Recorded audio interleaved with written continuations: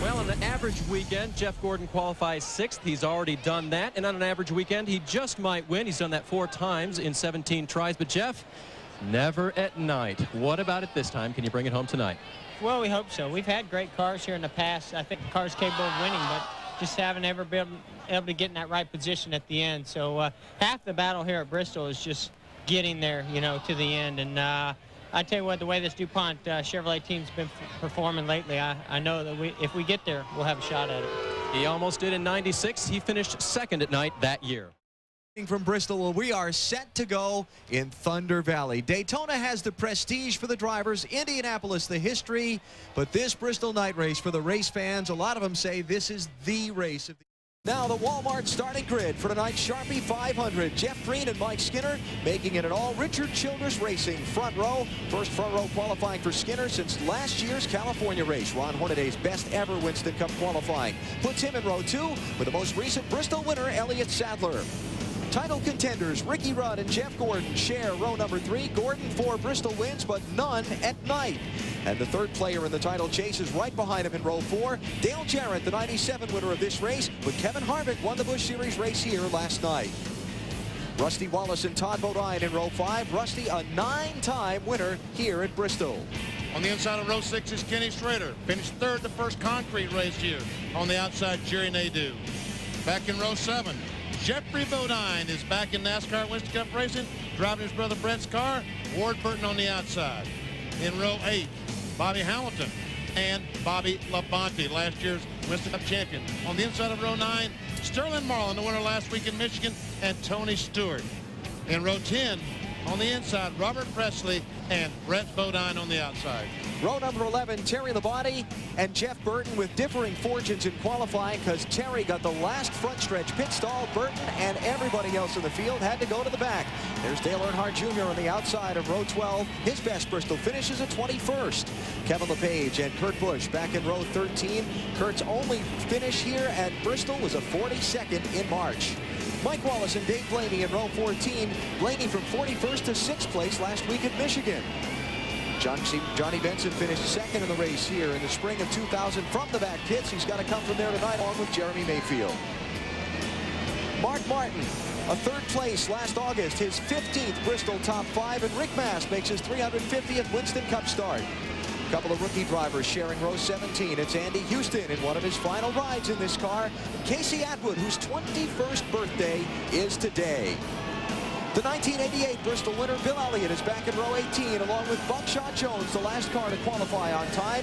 Now those who got in on a provisional. Steve Park has finished in the top 10 his last 3 Bristol races. He has a very fast race car after yesterday's final practice. He's got to come from row 19. Ricky Craven and Michael Waltrip in row 20. And the final 3 starters, Joe Nemechek, John Andretti, and Jason Leffler.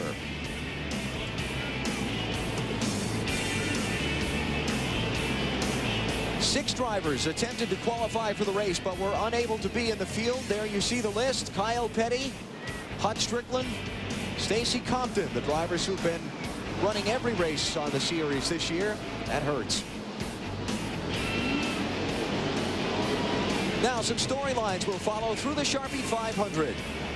Remember I talked about what the preacher's lesson was tonight at the chapel service for the drivers?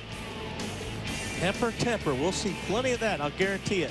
And you can't not see it here at Bristol. It's tight, close racing. You're going to have the drivers are going to be mad at each other. The teams are going to be mad at each other. Everybody's going to be mad at each other. Hopefully we won't be mad at each other, VP. Hopefully not, Wally. And pit strategy.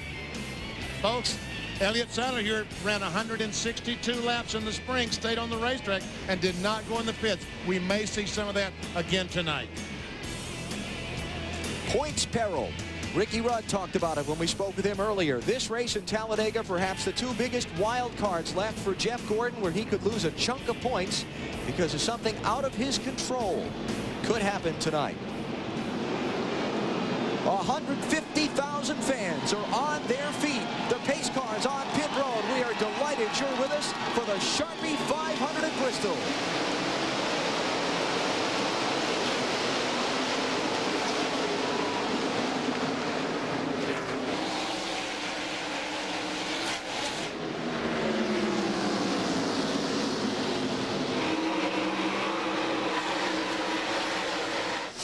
Jeff Green leads lap 1. Ricky Craven had some trouble getting up to speed. He's going now at the back of the field. Elliott Sadler and Ron Hornaday racing for 3rd. Everything happens quickly here at Bristol, including getting to lap 3.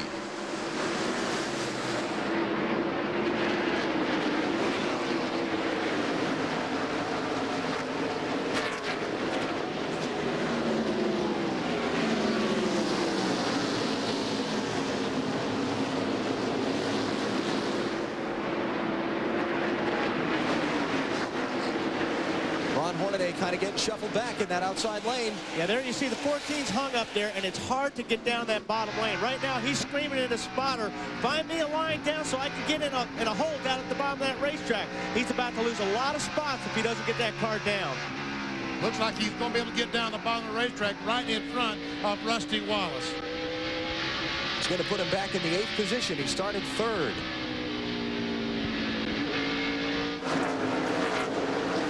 And we talk about drivers and teams that really don't like to come to Bristol. I think Rusty Wallace and his team are some people that do, in fact, like to come to Bristol. Wallace running in 9th. Just ahead of Todd Bodine, who's in 10th.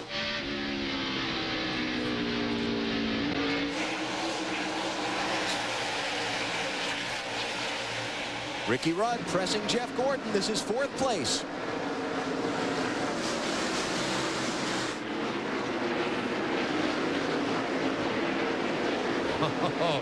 Rudd is right there, but he wants, every time Jeff Gordon looks in the rearview mirror, not to be able to see anything but the windshield. This time, Gordon goes up the racetrack and says, okay, Ricky, I get the point. I'll let you go.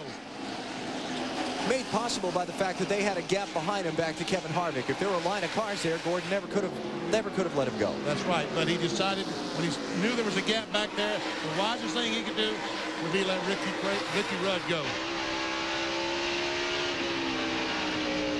Kevin Harvick running 6th, winner of the NASCAR Busch Series race here last night.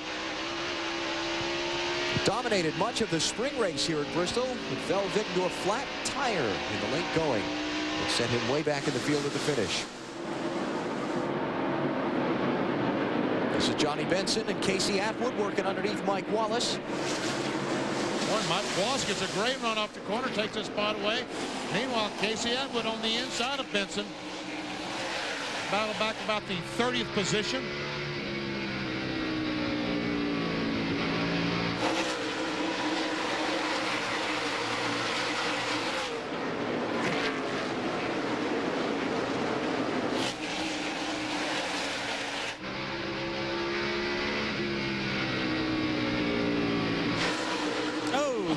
A little bit loose there.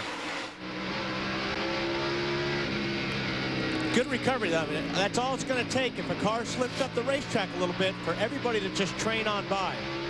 So you got to run this time. Trouble, turn 2. Buckshot Jones. Caution's out.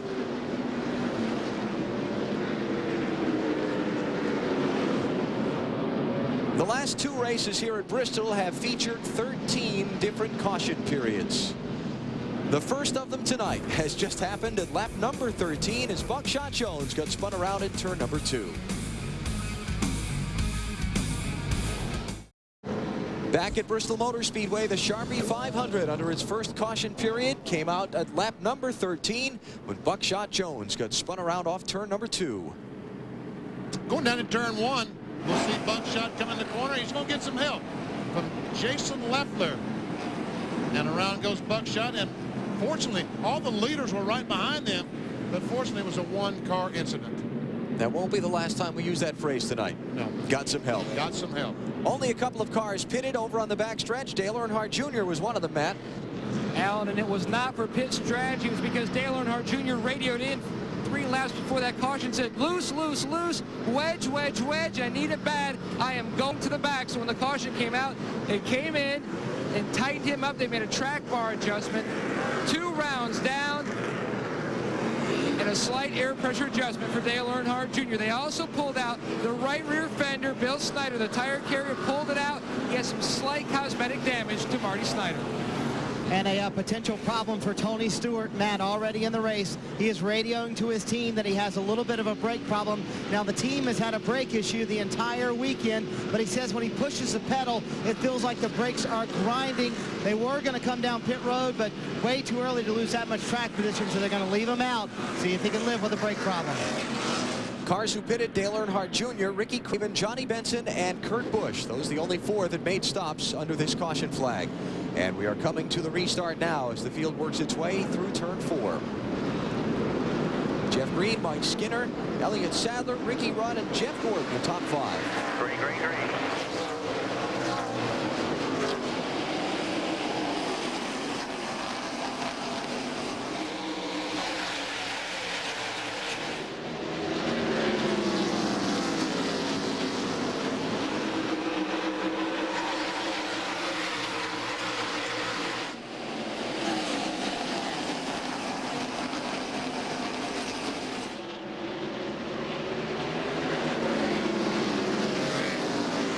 Rudd and Gordon racing for 4th, 5th. Harvick back in 6th, right behind them. And Kurt Busch just left the backstretch pits. He's back on the speedway, but he's now a couple laps down for an unscheduled pit stop. Oh, hang on there, Happy.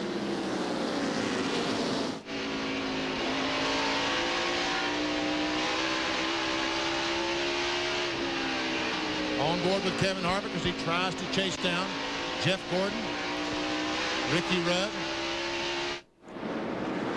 More troubles for Kurt Busch. He's on the apron of the track. Matt, what's going on? Now, and he came in, made a stop because his transmission was stuck in 2nd gear. Brett Bodine has crashed in turn 4. Caution's out, field's stacking up. And the 27 car has a lot of smoke from behind it. Rick Mast. Bodine was running in 18th place. And he has gone a lap down.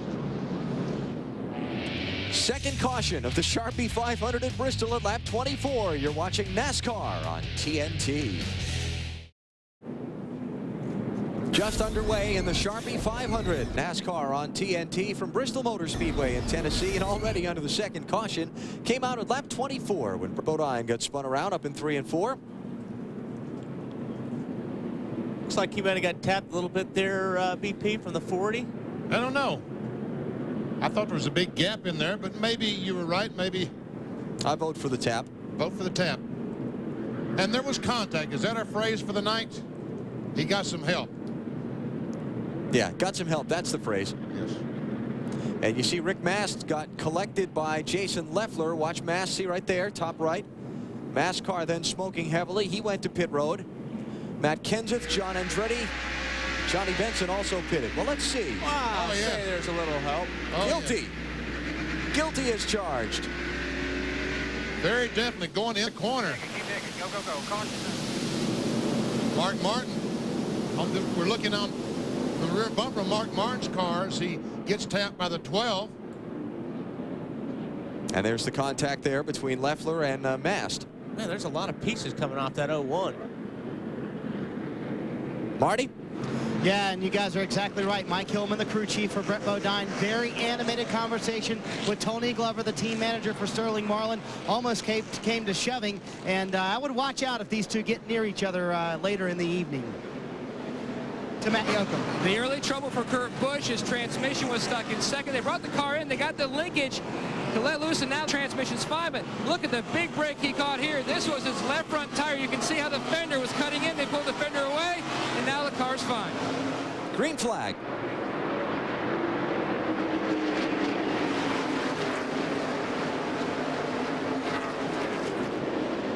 Oh, Ricky Rudd got a tough break. Being caught on the outside of the 11 car, Brett Bodine. Oh, trouble behind him. Jerry Nadeau got pinched in turn 4. He's gone around. And no caution flag this time. Not yet. Away they go. Nadeau tried to get 4 underneath Todd Bodine, and Todd closed the door. So Brett Bodine is now a lap down in 39th position. Buckshot Jones in the 44. You'll see him in the mix of the crowd. He's also a lap down.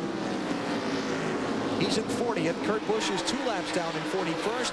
Rick Mast and Jason Leffler have both gone behind the wall.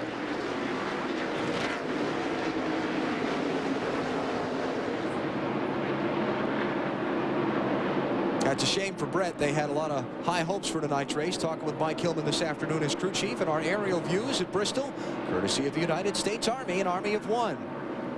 Brett Bodine right now, the left car is running on adrenaline and anger. I mean, he's hot, and he's going to show these guys that he had a race car that could run up front. He said, look at this. I'm in front of Ricky Rudd, and he can't even catch me. Well, let's talk about, you're behind the wheel. You've been hit. You've been spun around. Your spotter and your crew chief are both saying, calm down, calm down. Well, BP is right. He is mad, and all he's doing right now is looking for that 40 car. If he can get back to that 40 car, he'll probably let him know how he feels about it. But that's just typical of this place. It is so tight. If a guy checks up in front of you a little bit, if you don't hit him, you're probably going to get hit. It's just a big chain reaction here when you got everybody on the racetrack running right now. It's a passing flag you saw the starter waving. Warning the lap cars that there are lead lap machines around them. They need to give way. Now, Brett Bodine, after a couple of laps, Rusty Wallace finally gets on the underneath of Ron Hornaday, takes a spot away. Todd Bodine follows. Here comes Ward Burton. Hornaday was 8th. He's going to be 11th, maybe 12th by the time he gets back in line. I mean, in just 1 or 2 corners, you can lose 4 or 5 spots that easy. Now Rusty working on the lap car of Kurt Busch.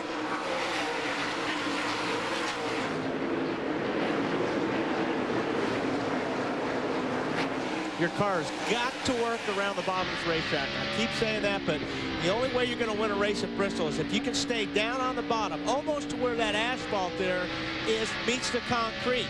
You've got to be able to run there. So when the guy in front of you moves up the racetrack, if he's running just 3 or 4 feet higher than that line, you'll be able to sneak your nose underneath him, pull up beside him going down the straightaway. Once he's on the outside, that's it. He's in trouble. It's your corner.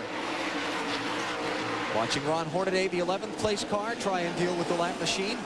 You've got Hornaday in 11th, Bobby Hamilton in 12th. The yellow car is Ken Schrader in 13th.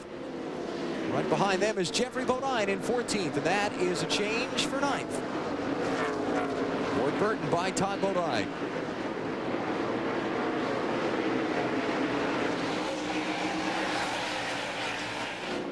Ward started in 14th, so he's picked up 5 spots.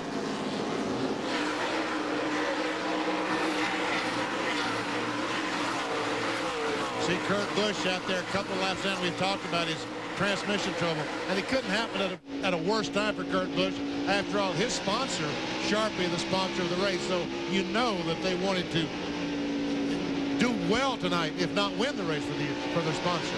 How about the bumper on the back of Robert Presley's car? Well, somebody has run in the back of Robert Presley and broken the rear bumper, and it's okay as long as they don't break the other side off. It starts dragging, then he probably will get black flag for it. And that probably happened on one of those incidents a little bit earlier on that chain reaction deal. Maybe when Brett Bodine spun over there? Yeah, I believe it did. Little jam up back in traffic as Dale Jr. tries to pick his way through. This is 29th place. Mike Wallace in 29th. Jr. in 30th. Well, Junior got a great run that time on the bottom of 3 and 4, dove to the inside of Mike Wallace.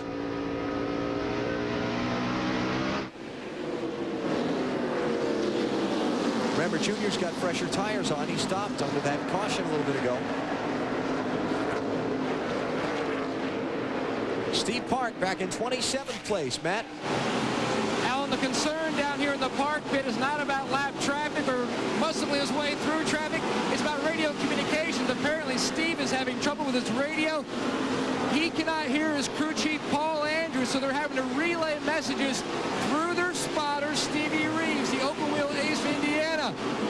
Currently, he says the car is a little bit warm. Water is 230, but the biggest concern is the radio communication. And Wally Donald, as you know, Bristol's a tough place where you've got to have a lot of communication to try to dial your race car in throughout 500 laps here.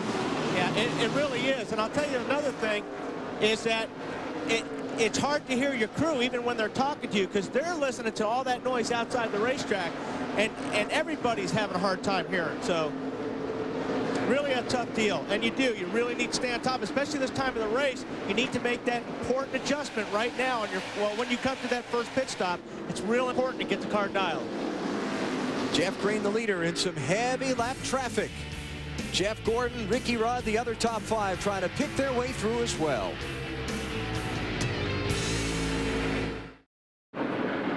Here's our Wendy's race menu. Talk about going from the frying pan into the fire. Bristol to Darlington. The tough old lady in black, track too tough to tame, whatever you want to call it. It's the Southern 500. Next Sunday, you'll see it on TNT. And Jeff Green, Mike Skinner, Elliott Sadler, they are in heavy, heavy traffic. Although Jeff Green, the leader, has cleared most of it, has worked clear of most of the traffic. As you can see, he's in clean racetrack. He has just put Johnny Benson a lap down, the 35th place car. Mike Wallace has also gone a lap down. Joe Nemechek, Jerry Nadeau. Those cars all just overtaken by leader Jeff Green. And let's also mention that Rick Mast is back on track after time behind the wall. He's 31 laps down in 42nd place. But I tell you, as Jeff Green was working his way through that traffic, a couple of times it was very, very close. He would try to go on the inside of someone. They would come down the hill. Jeff Green in tonight's race, which is in very young stages, has already led more laps than he has in his entire NASCAR Winston Cup career to date. He'd only led 15 laps before. He's led 62 tonight, now make it 63. And all of a sudden, Johnny Benson is coming back up and is trying to repass the leader, Jeff Green. So right now, the 30 car is not exactly what he wants. Fresher tires for Johnny. He was on pit road under that last caution at lap 25. And Jeff Green in clean racetrack is about 3 or 4 miles per hour slower now than he was just 30 laps ago.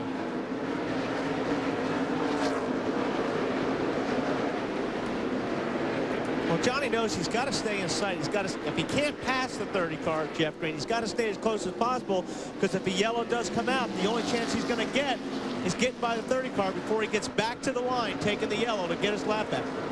Now here Jeff said, hey, I want you off my bumper, go ahead. And so Benson gets back on the lead lap. 35th place car speeds at the line. And that's actually a pretty smart move on Jeff's point. This way he's got him out of his rearview mirror. Just let him go. You saw the laps that Green was having to mess with Benson. Skinner was clicking off faster speeds and was coming through. There's Dale Jr. on fresher tires than Jeff Burton, moving through him. Michael Waltrip, the Napa car, going by Jeff Burton. All this is back for about the 30th position. And they better get going. Guess who's coming in the rearview mirror?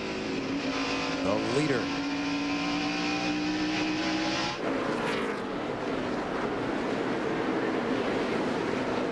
And Buckshot Jones is spun down the front straightaway. Caution. That was close. Third caution of the Sharpie 500 is out. Lap number 69. Pit stops here for the leaders, I would think. Yep, I bet they come in now. Yeah. And now it'll be interesting to see what Benson does, since he's got the fresher tires, if he stays out for the track position. We'll cover the pit stops when we come back to Bristol in a moment. Jeff Green's the leader. You're watching NASCAR on TNT. Back at Bristol, pit stops in the Sharpie 500 for the leaders, but a couple of guys have stayed on track to pick up the top 2 spots. Ricky Craven and Johnny Benson did not stop, and they are now first and second. We said Benson would probably roll the dice, or I said that. Come on, BP, one for me. Yes, Alan, you did very good. Here's how it happened on pit road. All right, this is the front stretch pits. See, Jeff Green moves. He's out in front of Ricky Rudd. Here comes Rusty Wallace. Great stop by his guys. Now, this normally would be how they line up, how they cross that white line. That's not the case at Bristol. They've got to accelerate down the backstretch, and the line that decides how they restart the race is in turn 3. In order to blend the cars from the backstretch pit road in. There's the line right there, the yellow stripe across the track. All the way up, yep. That's the pit road blend line to catch the cars from the front and back pits. And we talk about what a disadvantage it is on the backstretch.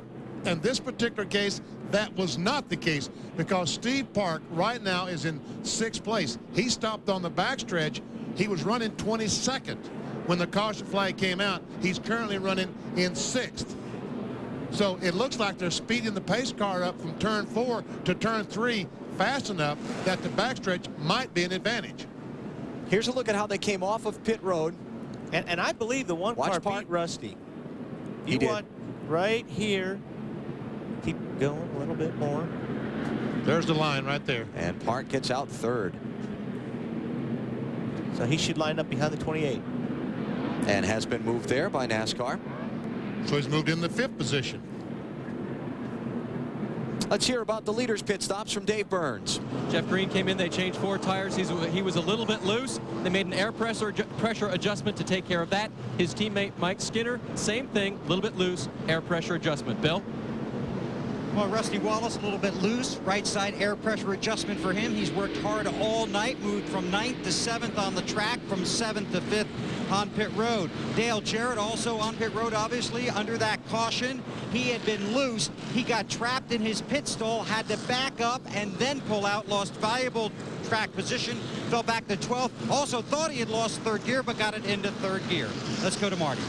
Ward Burton made some decent progress. Bill started 14th, got up to 9th when he came down pit road. A little tight in the center, loose off. They made an air pressure adjustment to help that. They had a great stop down here. Tony Stewart came in, 4 tires, no adjustment, still fighting the brake issue for Tony Stewart's car. And Sterling Marlin had a long pit stop. They were tight, but they decided to pull a rubber out of the left rear. That should make him a little bit looser, should help out that tight condition just a little bit. To Matt Yoakum.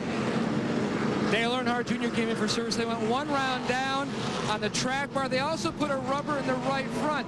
The problem with the stop, that Jack fell. Kevin Pinnell is the Jackman this weekend and last weekend. They've made a change on the Budweiser team.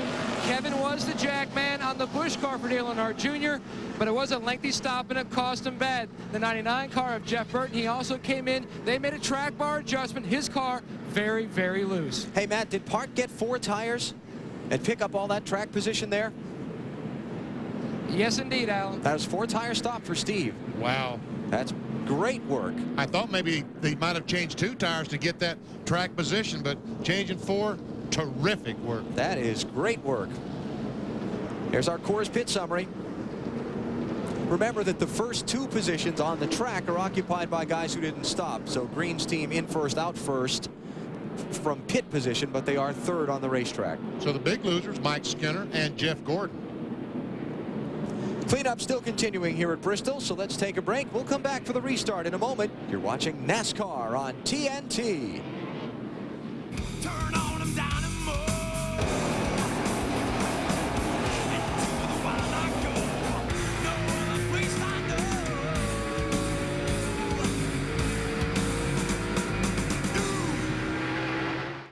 Flag just in the air at Bristol. It's Ricky Craven leading the Sharpie 500. Jerry Nadeau trying to get a lap back from him is in 36th place. First car 1 lap down.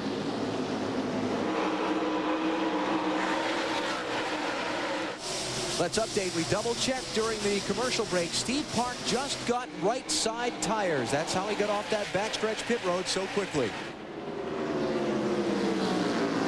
Yes, that explains a lot of things, just 2 tires versus 4. Rusty Wallace trying to take a look on the inside of Steve Park. Oh, trouble off turn 2. Benson gets spun around. Andretti, Kurt Busch. Benson was in 2nd place.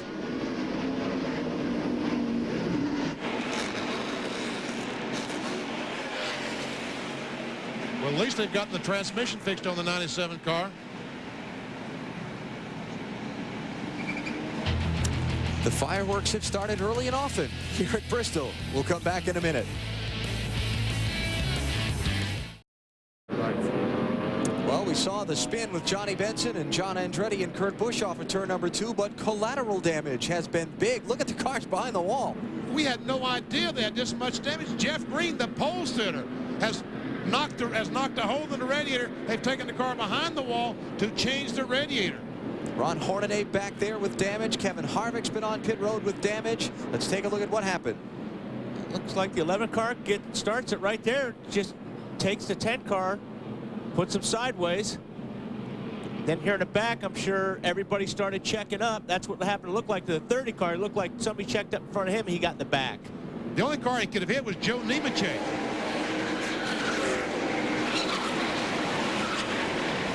And the 29 car hit the back of the 43 car. That's where he got his damage. Yep. It's already happened. The 30 car hit the back of Nemechek, and the 29 car hit the back of John Andretti's car.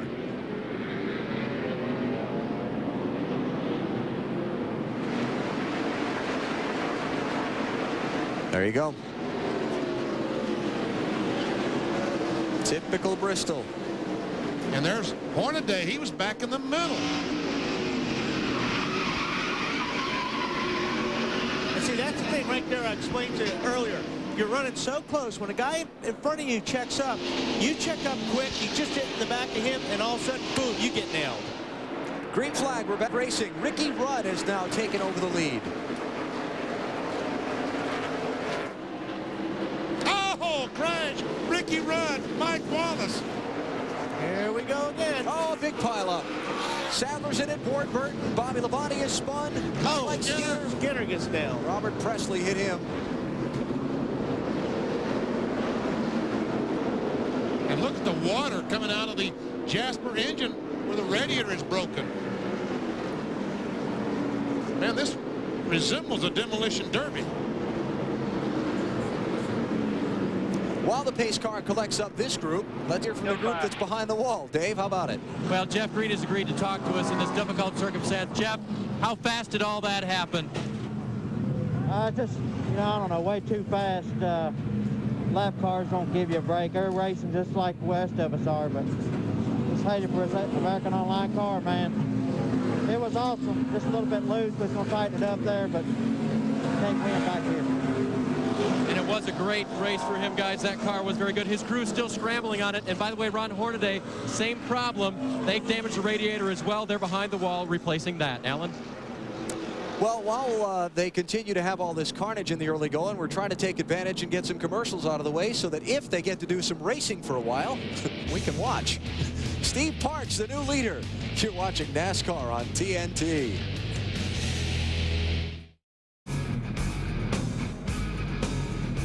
Already on the 5th caution of the Sharpie 500, and we're only 93 laps into the event. Ricky Rudd on pit road with damage from that last incident, Bill. And he was brought in by NASCAR because of damage to the front of the car. A bar sticking out of the left front by the left front tire. They're going to cut that away. It's the bumper bar. They actually just pulled it out. It was knocked loose. While they brought him in, he got 4 tires, and then he goes back out. So Ricky Rudd had to come in, got damage in that accident, loses a lot of track position. Let's go to Dave. And Bill, this is the 3rd time Mike Skinner has been on pit road. They're now cutting away the rear fender where the damage was most significant. Remember, Mike is getting over his ankle injury and his knee injury to the left side. So anytime he gets shot in the left side here, it can't feel great.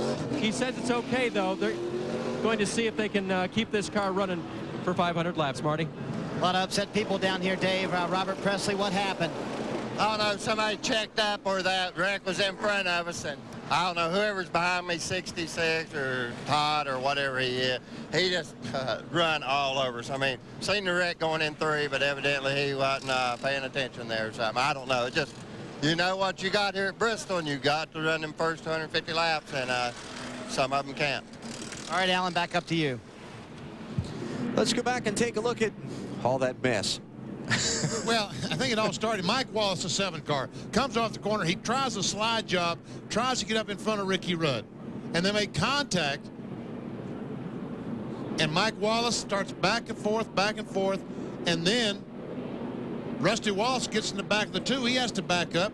The 1 goes on the outside, and behind them, as these cars slow down, all the crashing happened behind them. I think Mike Wallace cut a right front tire there. See, when he went into 3, the spark shot out of his car. And there we see Mike Skinner, I guess that is, getting turned around. Watch Mike. Mike gets the hit right there. That's where he gets the big hit. Bobby Labonte was going backwards for a little bit.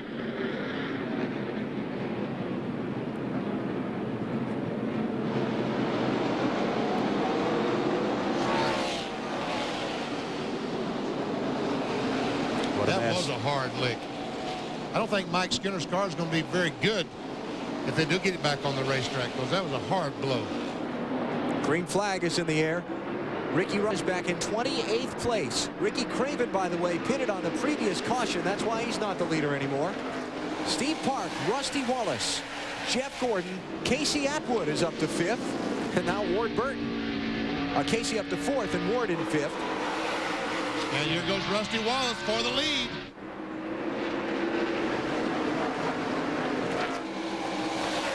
He's there. He has it. 5th different leader tonight.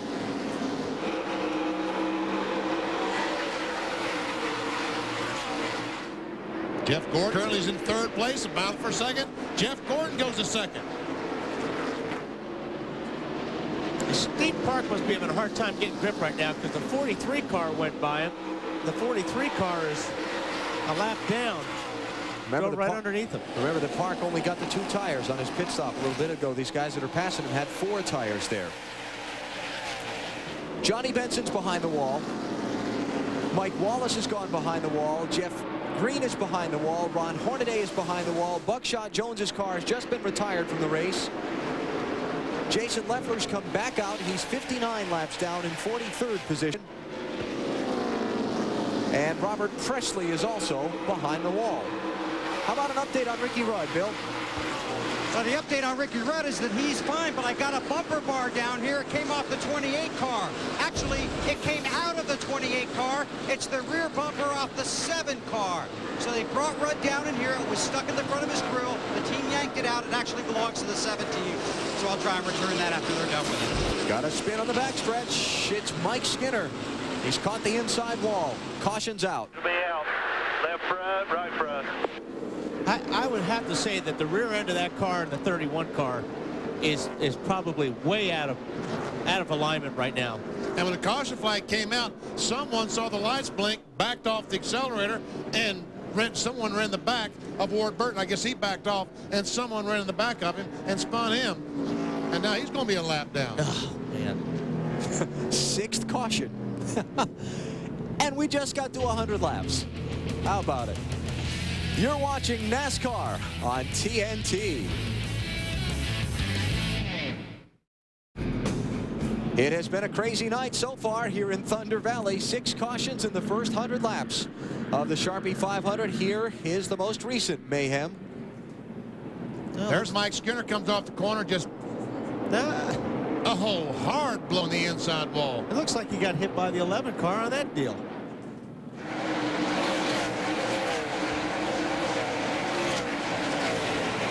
Sure does. Man, he doesn't need many blows like that with that sore leg. You get hit or forced wide there? He got hit. Yeah. That's what it looks like. Well, Brett got hit in the first incident he was involved in, but about everything else that's happened tonight, he's been right around as well.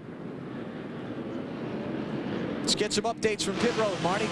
Yeah, Ward Burton was hit in the back by Dale Jarrett and slowed down through his spotter. Dale Jarrett apologized to Ward Burton, said it was his fault.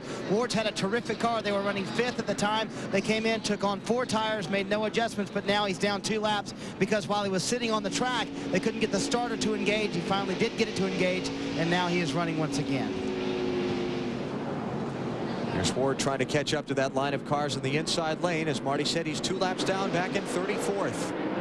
Let's try this again, shall we?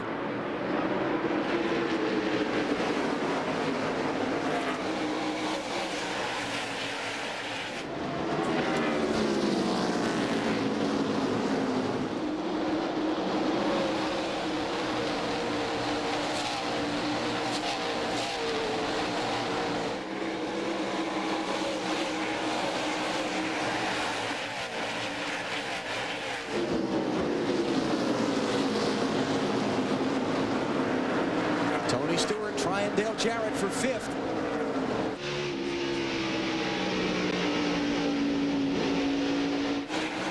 Both those guys trying to get by the Kurt Busch automobile.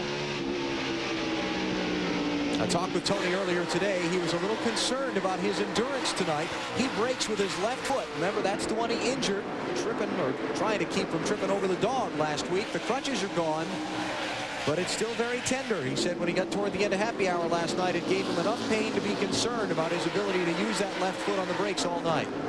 And you do have to use a tremendous amount of brakes here at Bristol Motor Speedway. Ricky Rudd, the 28 car, trying to fight his way back. He's 24th currently.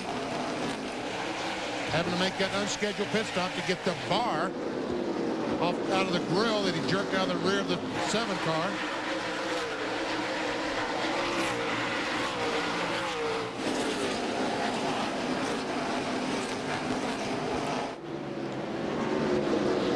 Add Mike Skinner to your list of those who are behind the wall, Dave. Mike Skinner just walked around. You surveyed the damage, Mike. Pretty severe, isn't it? It's not good. I think maybe I need to get a different color underwear or something. I don't know what the deal is. The Lowe's car was awfully strong tonight. Ran awfully good. It's just Bristol. Is there any way, Mike, that this, your ankle, was it okay tonight? Are you back to 100% now? Well, it hit the brake pedal awfully hard. It jammed it, but it hit the side of it. I think it's going to be okay. Okay, Mike only has one top 10 here at Bristol. He won't get another one tonight. By the way, Elliott Sadler, the most recent race winner here, he was complaining of a little bit of an overheating problem, but they pulled out most of the damage on his car, and for the moment, he appears to be okay. His crew told him, you're running times as fast as the leader. Keep going, buddy. Elliott's back in 29th place, watching Kevin Harvick.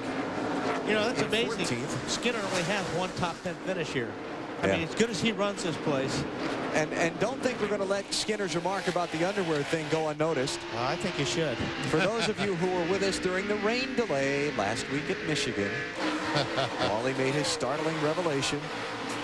I'll get with Mike and we'll go over some colors. Dave Blaney, Matt Kenseth, racing for 17th and 18th.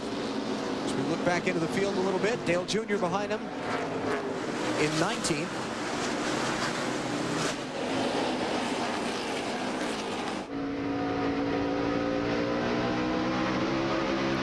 And Kurt Busch just has to sit out there tonight and try to run 500 laps and stay out of the way. And that's almost impossible to do at Bristol. And it's no fun. That's the worst thing in the world is have to run this place, pour up, 3 or 4 laps down. You're looking in the mirror more than you're looking out the windshield. This is 4th, 5th, and 6th. Casey Atwood, Dale Jarrett, and Tony Stewart. Atwood started back in 34th. Gained 30 positions. And DJ gets a terrific run off turn 2. Goes by Casey Atwood and takes a 20 car with him. So Jarrett to 4th, Stewart to 5th, and Atwood back to 6th. On board Atwood. And Casey Atwood right now is trying to figure out how did they do that. And I was running as hard as I could, and all of a sudden the 88 car was right beside of me. Let's mention that Johnny Benson has come back onto the track. He's 25 laps down, 36th place right now.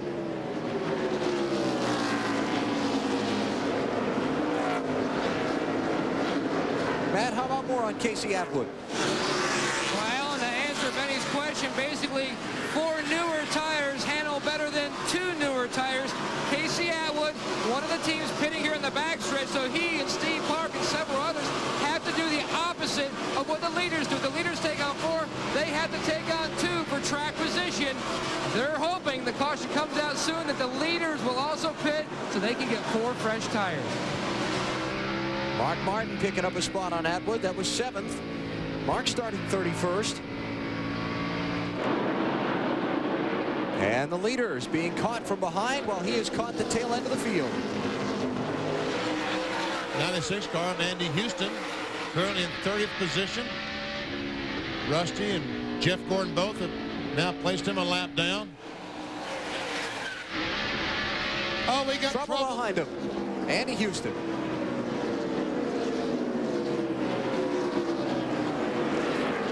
Caution.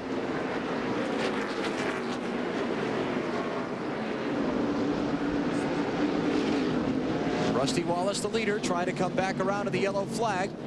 While Andy Houston brings out yellow flag number 7. Is it too soon for me to mention the record here at Bristol for the most caution flags in a 500-lap Winston Cup race? Got a guess? Oh, about 18 or 19. You're very close. 20. Twice. Stay put. That's all. Let's take a break. Rusty Wallace and Jeff Gordon lead the Sharpie 500 at Bristol.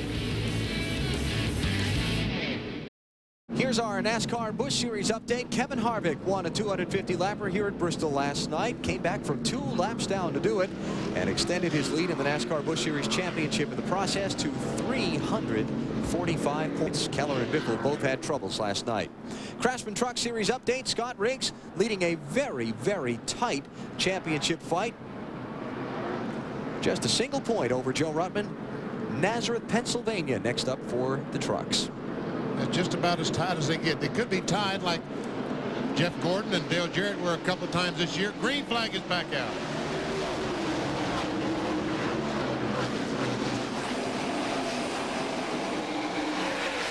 Only a couple of pit stops under the caution. Sterling Marlin, Jeffrey Bodine, Bobby Hamilton, Brett Bodine. And Todd Bodine gets going in the 3rd corner, right in front of all the cars. Nemechek still sits there, and guess what? Yellow fever once again. Number 8. And the 22 got his lap back. One of them. One of them. Got a lap back. Yes, he did. Matt Kenseth and Bill Elliott would have been the other lead lap cars that pitted under the last caution. Now we're on to the next caution. After all, we've run 2 laps. Why would we not have a caution flag? Maybe we need to hire Casey Kasem to say the hits just keep on coming. We're back to Bristol in a minute on TNT. Can't wait. The Goodwill Games coming up. Going to be a lot of fun. August 28th, they kick off. Not a lot of goodwill happening here tonight at Bristol as you look down on this 150,000 seat stadium from our U.S. Army Skycam. Aerial views of Bristol courtesy of the Army. Be an Army of one. There are 212 ways to be a soldier. Find out more at GoArmy.com. Let's see, caution number 8. If you watch here where the 33 is and see where the 66 is, it almost looks like Todd drove down over the top of the 33. 33 was already at the bottom of the racetrack, and I just think that perhaps Todd Spotter or whatever didn't see that coming, but 66 certainly drove down the racetrack over the 33. On board Dale Jr. is our next view.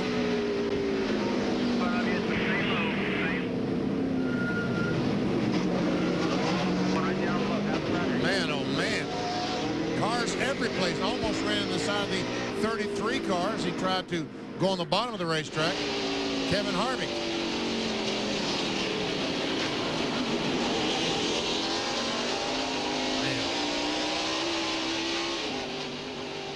Okay, let's watch the top view here. Oh. Yeah, just came across the front, didn't he? Yep, that view really shows how it happened. Thinking back to that Harvick thing, has he got both feet on the brake pedal? Oh, yeah. Trying to get that car slowed down just as quick as he can, and almost ran in the back of the 10 car. And we know, we've seen what happened. We saw 2 cars sitting side by side behind the wall just a moment ago. The 30 and the 14, both of them with the radiators, holes punctured in the radiator because they ran in the back of someone. Log on now to NASCAR.com and check out the Conseco NASCAR Fantasy Challenge. Pick your own team of drivers and see how you match up against other fantasy teams. Log on today and you might just win a replica of the number 14 Conseco Winston Cup Pontiac. And there he is on the racetrack with a new radiator installed. Ron is 51 laps down, back in 40th position. Get ready. And we're back at it again. Let's see how many laps we can get this time.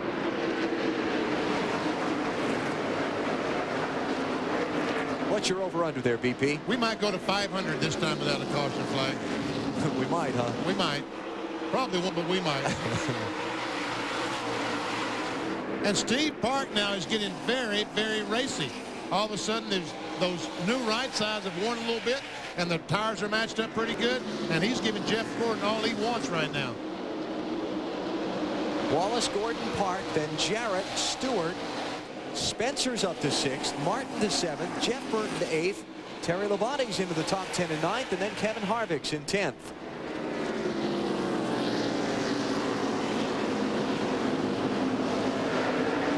Robert Presley back on the track after time behind the wall. 50 laps down in 38th spot.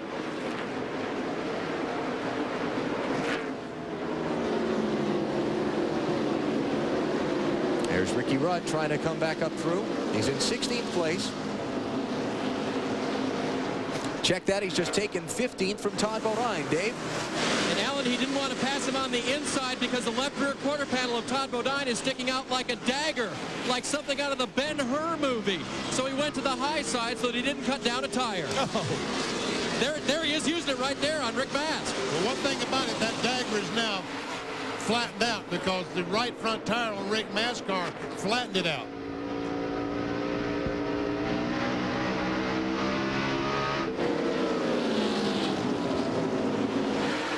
Dale Jr. for 16th place. And Jeremy Mayfield to follow him around.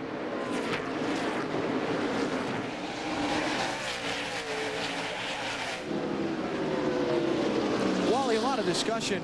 Every week in the drivers' meeting, NASCAR says, you drive the car, don't let your spotter drive the car. So we've seen Todd Bodine now twice come down the track and bounce off of somebody. Is the spotter saying clear and he's turning down? Or is he trying to judge out that rear view mirror, which is difficult? Oh, trouble in the backstretch. Before we get to that,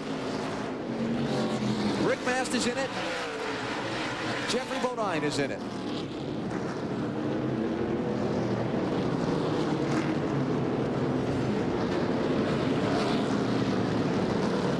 Caution number 9. I guess they didn't get to 500 without a caution flag. No, sir. Is there a full moon? No, and last night we saw the moon. It was only a half moon. Second incident Rick Mast has been involved in tonight. Off turn 2 and onto the backstretch. 32 just gets into the back of Jeffrey Bodine, which turns him into the 27 car.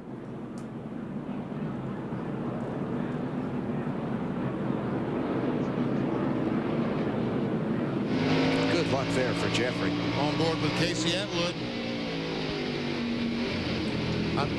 Yes. And they both somehow get on the bottom of the racetrack and avoid Rick Mast. There's a lot of damage to Rick Mast's car.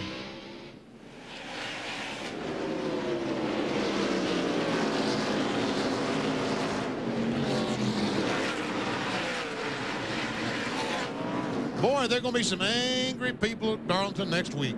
I think there's some tempers going on right now. There is some serious tempers going on right now. You know what the thing about Bristol is? There's no tunnel to get out. All those angry people, when they're out of the race, have to stay here till it's over. And there's some interesting discussions that happen, too. Can't fight the need for speed. I'm loose, I'm clean, I'm burning lead and mean.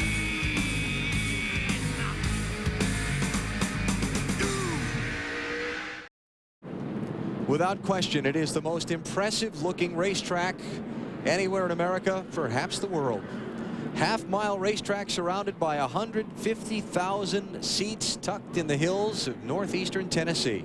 Looks like there should be a football field inside that, but there's not. They've been playing like it's been football tonight. Here's our Napa Field summary. 9 caution flags. What is the deal there?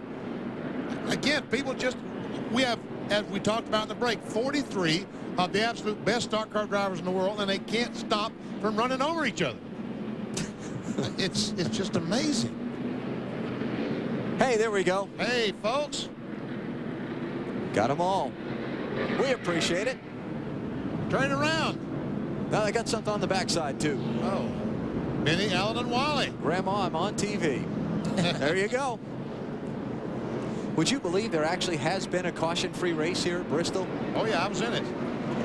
When was it? 1971. There you go. Cars out of the race. Got a bunch of them.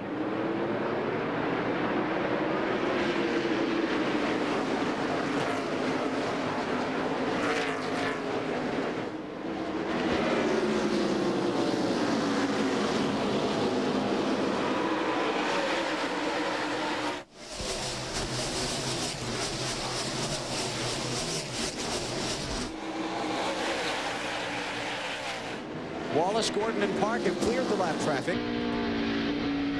Fourth place Dale Jarrett has also gotten through the traffic. And you've got a couple of lap cars before you get back to Tony Stewart, who's in 5th. And Steve Park hangs with these two cars for the first 4 or 5 laps on a restart. But after that point, they start driving away from him slowly.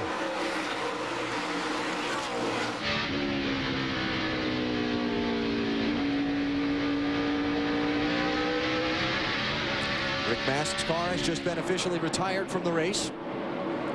And here comes Ricky Rudd back through the traffic. Trying to get 13th from Dave Blaney. Inside. Clear low if you need it. Clear low. Dave Burns. Alan, they were encouraging Ricky on the radio. You've come from 29th to 15th in this last run. Good job, buddy. But he's complaining that there's no front grip on the 28 car. That's what he's battling right now. That means when he goes down the corner right there and turns the steering wheel, the car slides across the racetrack. The only way to keep it on the bottom is back off a little earlier than he would like to. Let's mention that Jeffrey Bodine, after the spin a minute ago, made 2 pit stops. He's back on track. He did lose a lap. He's in 31st place. That's him on the left side of the screen, and Ricky Rudd is going to be going around on the outside right now. Second car out of Brother Brett's racing stables. Fielded with a new sponsor. Trying to establish something to perhaps field that effort full time in 2002.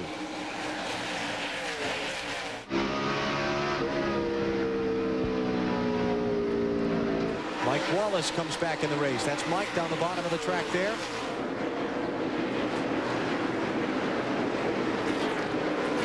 That race car would be safe for Mike in the pit area than on the racetrack, I think. 74 laps down. Junior, 14th place on Ricky Rudd.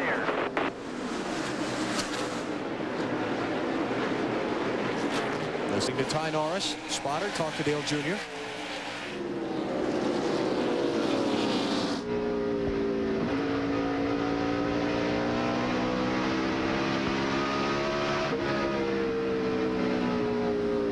Like you're on the throttle forever here. You get back on the throttle and listen how he gets off the throttle and just lets the car coast through. Then starts picking up the gas. And you really can't get hard on the gas until you're almost all the way through the corner or through the center of the corner. Because if you get on it too soon, if your car's a little bit tight, you're going to hit the wall.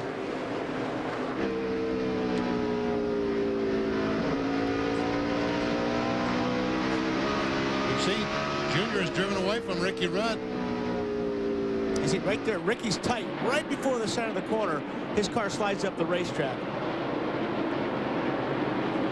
There's Sterling Marlin running in 17th spot. Got a camera in the wheel well. And we can see just how much tire deflection. What I mean by that, when he gets on the straightaway, I'm going to point to the tire. I'm going to circle the tire. Watch this area here when he goes down in the corner. How much it goes in. And the force that is applied to that tire. And the sparks are the brakes. That's right. The red sparks you see, that's the brake pads going out and meeting the rotor, and sparks will fly from it. Hey, you know, that's a great illustration of how bumpy this surface is. One of the things the drivers talk about a lot, Wally, is the pounding they take here at Bristol. And look at how much that suspension is traveling, even going down the straightaways here. I'll tell you what. Your eyeballs hurt after this race, and I'm not joking. I mean, you run 500 laps here, and your eyes hurt from all the vibration and shaking here for 500 laps. Let's get more on Sterling Marlin. Here's Marty. Well, this business just has a way of putting you down when you're on top, doesn't it? Sterling has been tight all night long, terribly tight. Here is a list of adjustments they've gone through tonight. They've added a rubber to the right rear, pulled one out of the left rear. They've made 4 separate wedge adjustments, 4 rounds up on the track bar, and 2 separate air pressure adjustments, and it's only slightly better. They're running 17th. That's about where they've run all night, and they just can't make the car any better. That's got to be frustrating. Well, one thing about it, take a look at this 40 car. If we could see inside and the chassis and everything else, we will not see that car back at Bristol again. They'll bring another one the next time. Most recent retiree from the race is Rick Mast, and he's with Liz. Rick, there's been a lot of cautions and you've been in several of them. What happened out there? Man, you know what I'm going to do? I'm going to go in there and get me a big old jar of Duke's mayonnaise and fix me a bologna sandwich.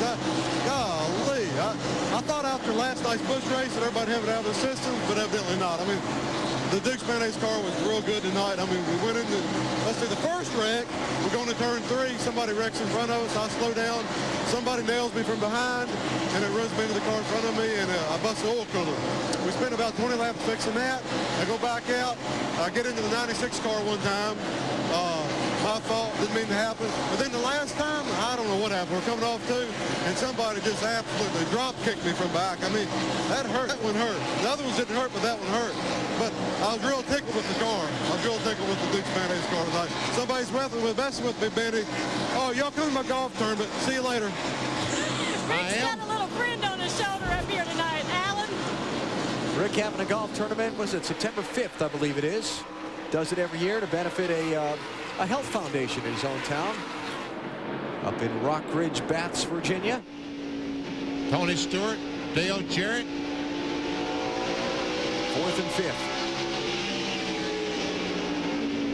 Let's mention that Andy Houston has retired his car from the race. That was a hard lick. Andy Houston hit the inside ball on the backstretch. There's no surprise to me they retired that automobile. Texas Terry has had an absolute dreadful season. Terry Labonte's last top 10 finish was here at Bristol back in March. That was his last top 10 finish. He's not led yet this season, but he's got a couple of wins here at Bristol, and after starting back in 21st place, he's up to 9th.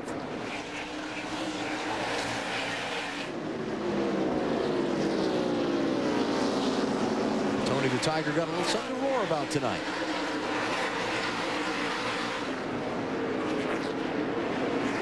Terry Labonte has won twice here, as you can see on the graphic. Martin a couple of times, but Rusty Wallace 9 times. So it's no surprise that the leader of the race right now is Rusty Wallace. Let's get an update on Terry Labonte's progress from Marty. Yeah, Alan, you talk about how bad the season has been for these guys. You mentioned they haven't led a lap. They haven't finished in the top 10 since they've been here, and they desperately want to do a good job tonight, possibly finish in the top 5, maybe even the top 10. The car is terrific, and this is the patience of a veteran. Terry is not pushing things. He's not putting the car in bad spots. In fact, just let Kevin Harvick go by him because Kevin was pushing him too much. Terry showing a lot of patience out there, really working the car and working lap traffic very well. So far, no scratches on the Kellogg's car. And again, just needing something good to happen. We've just run 30 consecutive laps under the green flag. Will we make it to 41? That's the most straight green flag racing we've had tonight. We'll find out when we come back to Bristol in a minute on TNT. Let's check in on the Coca-Cola family of drivers and where they're standing in tonight's race. You see Steve Park and Stewart and Jarrett all running very well. Jeff Burton and Michael Waltrip a little farther back. Bobby Labonte in 18th. We see Ricky Rudd, Bill Elliott, Andy Houston in 38th is already out of the event. He's back enjoying a nice Coke. Had a change for that 4th position a minute ago. Tony Stewart has gotten by Dale Jarrett. Picked up the spot on him. We check in on the leaders. Rusty Wallace and Jeff Gordon are kind of been in that formation for a while. Let's get an update on the leader from Bill Weber. Well, it's been a great night for Rusty Wallace. Of course, he was having a great afternoon 1 week ago. It was a valve spring that slowed Rusty's run at the win at Michigan last Sunday afternoon. But this car tonight has been very strong, and that's one reason you haven't seen a lot of pit stops during the last few cautions. Rusty's car is good. He doesn't want to stop, doesn't need to stop. If he does, the other guys will get a chance to make their car better. Rusty on a mission after the last couple of weeks, looking for Bristol win number 10. Man, I tell you what, Rusty, oh, look at Jimmy Spencer. He's right on the back bumper of Dale Jarrett, battle for the 5th position.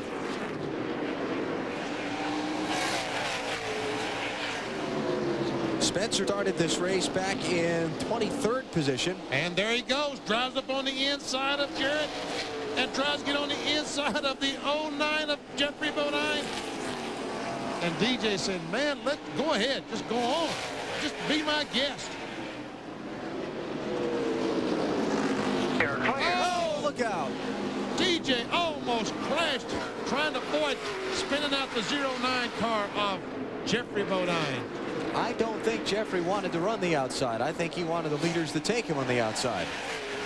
Kind of appears that way. It appears to be. Good save by Dale. Hangs on to 6th spot. Now Happy Harvick's moving up on him. By the way, we have now run more consecutive green flag laps tonight than at any other point in this race. We knew they could do it. Well, we knew they were good race car drivers. They could do it. We were just beginning to wonder if they could, if they were ever going to. They were going to tonight. Yes. 9 caution flags already in this event as Harvick goes after Jarrett and gets that 6th position away.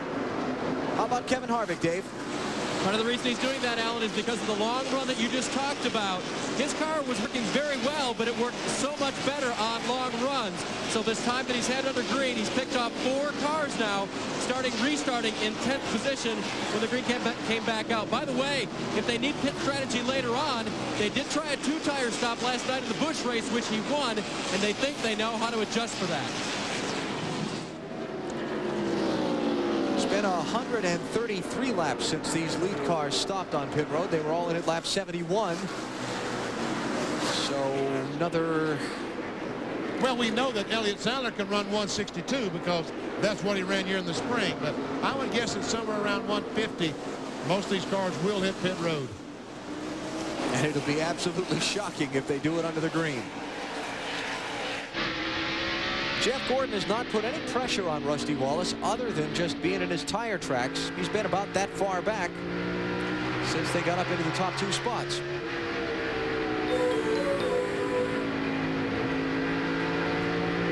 I think Jeff Gordon right now is content to run right there. Yeah, I agree with you. You know, it's pretty hard to get around Rusty. So if he can keep Rusty in his sights, and if they have to make pit stops under green, they both got great pit crews. It'll be interesting to see who wins that race, but I think you're right, BP. I think Jeff's just letting Rusty make the hole through traffic. Busch in the 97, 3 laps down, 33rd position, involved in an early spin. And the leaders continue to pick their way around.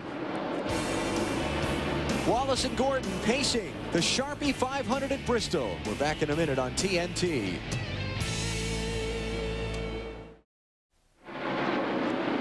New leader in the Sharpie 500 at Bristol. New 2nd place runner, for that matter. Jeff Gordon and Tony Stewart have just worked their way around Rusty Wallace. Well, like I said, BP, 24 really wanted to get by Rusty badly. Oh, wait a minute. Here's now what he's going to do. Wait a minute. All of a sudden, it looked like Rusty's car, he's struggling to get around the racetrack. Jeff Gordon gets position on the inside, and as he does that, Rusty had to back off because he was up on the top side. Tony Stewart drove by. Why is Rusty struggling, Bill? Car's just a little loose right now. Loose race car for Rusty Wallace. Got about 40 or so laps before he'll be pitting. Really? Wow, that's a lot of laps on those tires. Man, that's a long ways. That'll be about a 190 lap run. 185 lap run when they stop. And that tire wear, that was outstanding to be able to run that far. Still running lap times in the low 17, high 16 second bracket. Curious little irony that Gordon and Stewart would end up close together on the track here at Bristol, up at the front of the pack. You remember what happened at the end of the race back in March, don't you? I do remember. And I'm sure both those drivers remember. What we're talking about, the 24 car got in the back of the 20 for, I don't know, 3rd or 4th position or whatever it was, and spun the 20 car out with just a lap or 2 to go. And after the race, the 20 came down and hit the 24 on pit road as they were stopping on pit road. Let's find out what's going on with Jeff Gordon's car from Dave. Alan, you wondered if he was content running behind Rusty Wallace, so I wrote the word content on my notepad and showed it to Robbie Loomis, his crew chief. And Robbie kind of sneered and shrugged like, no, not really. And just after that, he passed him. I asked him if the car was neutral. He said, yeah. And Jeff has been very silent on the radio. Let's go to Marty. Actually, a little while ago, Dave, Tony Stewart was complaining about his car. It starts tight, gets tighter the longer that he runs. They say they have to stop at about lap 255, much more reasonable numbers. When they do come in, they're talking about an air pressure adjustment and a track bar adjustment. They are tight, but their car is not falling off as much as the other cars are. Jeff Gordon finally gets that position on Ricky Craven, the 32 car, and goes by and puts Craven a lap down. Now just 25 cars on the lead lap. Here's a challenge for fourth. Harvick is by Park. And this 29 car, Kevin Harvick, has been fast the last few laps. Checking the computer, he's been running speeds consistently as fast as Jeff Gordon. Next car behind Steve Park will be Jimmy Spencer. Spencer is 2 cars back. It's his teammate Todd Bodine in between. There's Spencer. 6th place. Spencer's team carrying some decals in support of a fundraising program that his sponsor is doing in support of school districts. They're trying to raise $10 million to donate to schools this year. How about Spencer's race, Matt?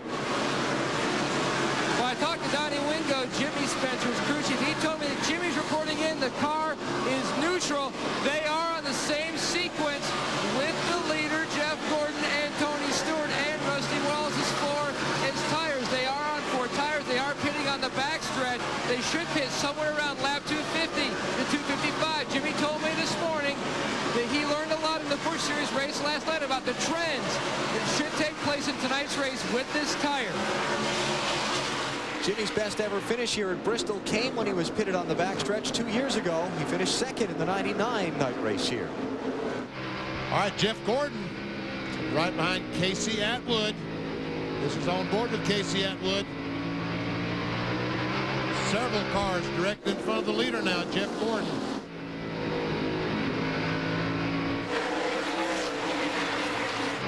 The 2 Evernham cars are up there.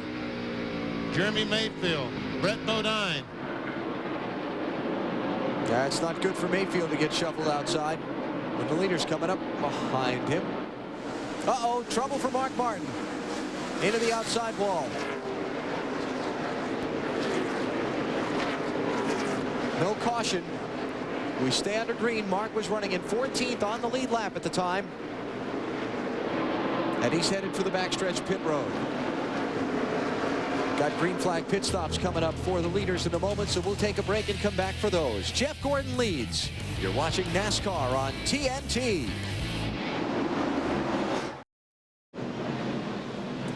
Under caution again in the Sharpie 500 at Bristol. It's happened again. Pit stops have just happened for the race leaders. We will show you those in just a moment. Kevin LePage has taken over the lead by not stopping. And Rusty Wallace was the first car off pit road, the cars that did make pit stops. Let's go back and take a look. Here comes Rusty. Here comes Gordon. We see that Rusty beats him past the line, and they just stand on the gas, hurriedly go to the back straightaway. And that time Steve Park had to change 4 tires, and he found out what a big advantage it was on being on the backstretch. Fell back to 9th place, so he lost 3 positions because one of them was from Kevin LePage not stopping. Kevin was 16th before the caution, and now he takes over the lead. Bill Weber. Well, Rusty Wallace on pit road, outstanding stop, 14.85 seconds for the Miller Lite guys. Air pressure adjustment to try and correct that loose situation. Rusty Wallace, outstanding stop, outstanding track position. Dave? Bill, Jeff Gordon gave up the lead, came for 4 tires. He was a little bit tight. They just changed 4 tires and made an air pressure adjustment. Kevin Harvick's car was a little bit tight in the center of the corner and needed a little forward bite off. So they made some adjustments to correct that problem for Kevin Harvick. Marty? 15.4 on the stop for Tony Stewart. Again, he was tight. They took a pound out of the right front tire. They also went up on the track bar. That should loosen him up just a little bit. And one benefit from the cautions tonight, there have been so many of them, 10 now, is that Tony is getting to rest his left ankle, which is still hurting, Matt. And And Steve Hart took on 4 tires. He had over 180 laps on his left side tires. He was complaining he could not get any forward fight. They took air pressure out of both rear tires and took 1 round of wedge out. The caution was brought out because Michael Waltrip crashed in turns 3 and 4. We'll show it to you in a minute. First, we're back at it. Now the 22 car, Ward Burton, is still 1 lap down. He spun on the backstretch earlier. The car stalled, would not restart. He lost 2 laps. He's made 1 of those up. And now with light getting from this 4 car and have another caution flag come out, they'd be back on the lead lap. What happened there? Trouble, Ricky Craven. Into the inside wall in the backstretch. And Caution's out. Flag is out. And Ward Burton back on the lead lap. And that's not good news for the rest of them because Ward has been very fast tonight. Todd Bodine trying to get a lap back from Kevin LePage.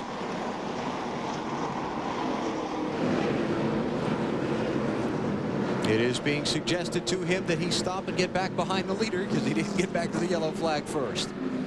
Well, these cars took the yellow flag the last time by.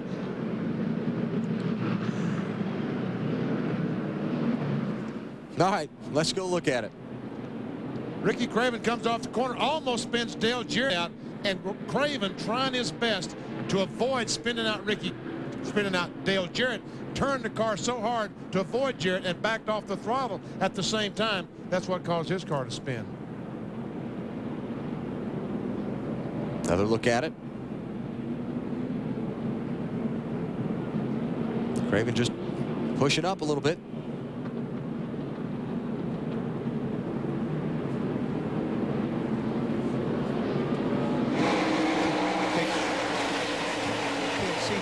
There. Oh! And he hits that inside hard. Very hard. Very hard. And saw that smoke. Ward Burton bouncing off Kevin LePage up there, trying to get under him to get that lap back. See Ricky Craven still sitting in the car talking to the rescue workers. Oh, there he finally gets out.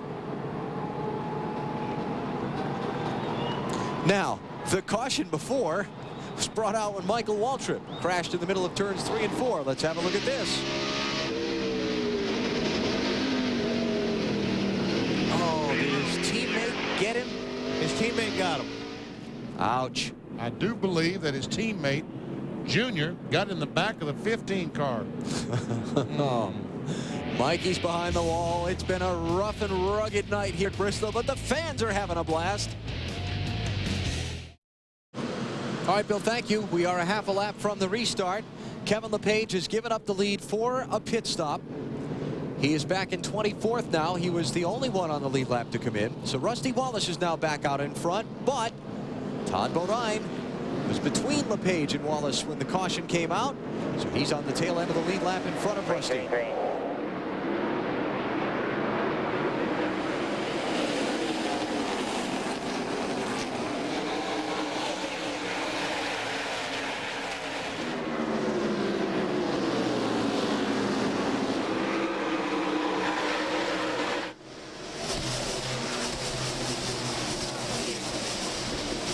Coming to halfway next time, Rusty Wallace, Jeff Gordon. Then the lap car of Bobby Hamilton, then 3rd place Tony Stewart. And we are halfway through the Sharpie 500 at Bristol. The spectacle, the sight, the night race on the world's fastest half mile. Glad you've joined us for our coverage here on TNT. Alan Bestwick here with Benny Parsons, Wally Dallenbach, and our entire NASCAR crew. This has been a rugged and rough race, and Jeff Gordon might just get the lead away from Rusty Wallace here. He's there. Off the corner, side by side, make some contact in the back straightaway. Jeff's got to get the lead out of this deal. He's got the excellent position. Gordon to the point.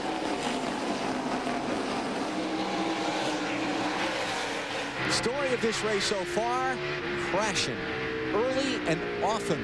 We've had 11 cautions. 63 of the 250 laps in the first half of this race have been run behind the pace car.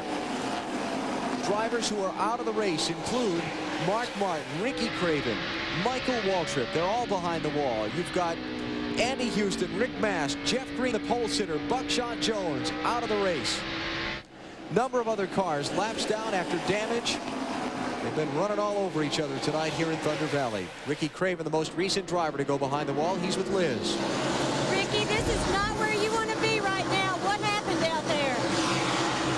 Well, it's just a contact sport, you know. It's just like a 12-round heavyweight fight. You just go toe-to-toe all night. And the only way to avoid that is to be out front. And then even then you can't avoid it. But it wasn't our night for the Tide team. But we're going to come back next week at Darlington. I'm looking forward to it. Well, they're still working on the car, maybe in hopes of getting it back out there tonight. Alan. Battle position, Steve parked to one car on the inside of Labonte. Terry Labonte for 7th. Jimmy Spencer goes by. Spencer picking up a spot there. Ken Schrader running in 6th. They're trying to get some spots on him. Haven't called Schrader's name a lot tonight, but he started back in 11th. Or up in 11th, I should say. He's had a solid night. Kenny loves this place. He loves running this place, and he runs it well. They had a lot of problems in practice, but they got a good qualifying lap. And he's running really good now. The one car's all over him. Because the 26 is all over the one. 6th, 7th, and 8th. Hart finally gets that run off turn 2. Takes a spot away. Here comes Jimmy Spencer, and we see Bill Elliott go round. Caution's out. 12th time tonight. Todd Bodine did get a lap back that time. So Todd is back on the lead lap in 24th place. There's a blue light special. You come in to put 4 tires on to take some wedge out of it. Better do 2 at a time, probably. Hold up. And Elliott's got some problems there that he will come to pit road and get attended to. Just past halfway here at Bristol in the Sharpie 500. 12th caution of the Sharpie 500 brought out when Bill Elliott got spun around up in 3 and 4. He's getting attention from the Dodge boys. Some damage to the left front that the flat tire did. They have hammered out.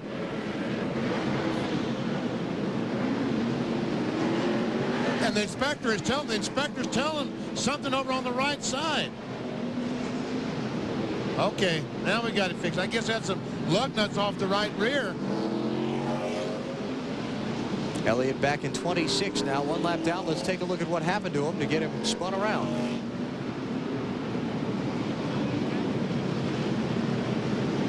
Dale Jr., the 8 car, was there. It's almost like what Todd Bodine in the 33 car earlier. Tough call, just fighting for the same real estate. You've got to get these cars down on the bottom. They both wanted to be on the bottom. And if you get a little bit outside of that dark area, take a look here. Well, Clear down, come on down. it just doesn't take much. It just takes a little hit like that. Nice move by Matt Kenseth to get by the both of them while they were hung together. Matt went to 17th, and Elliott again getting attention from the Ray Evernham Motorsports team. You know, Alan, you were talking about earlier about the spotters.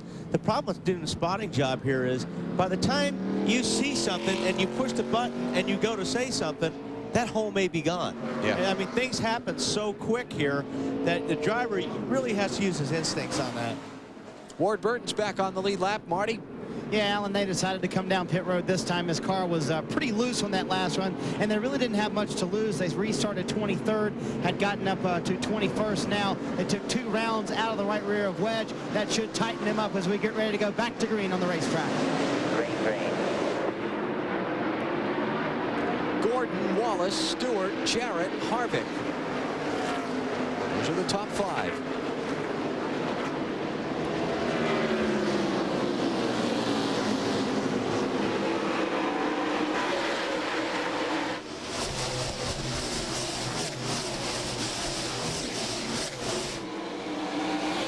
And that's exactly what Jeff wanted to happen. He wanted to get that 55 car in between him and the 2 car for as long as he possibly can. Because if the 2-car has just a little bit of trouble getting around Bobby Hamilton, that's going to help Jeff Gordon drive a little bit further away. Hamilton in 25th place. First car 1 lap down. Oh, looked like Hamilton got in the fence off turn 4.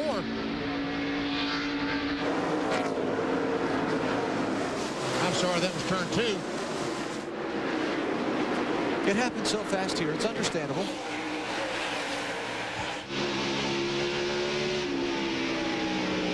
On board with Tony Stewart as he now has the problem trying to get by Bobby Hamilton.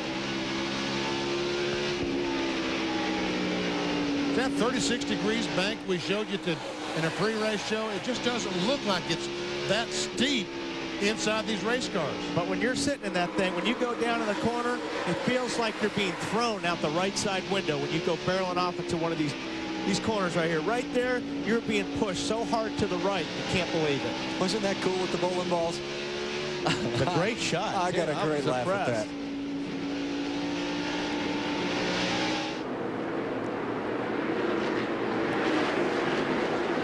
Little payback back in traffic.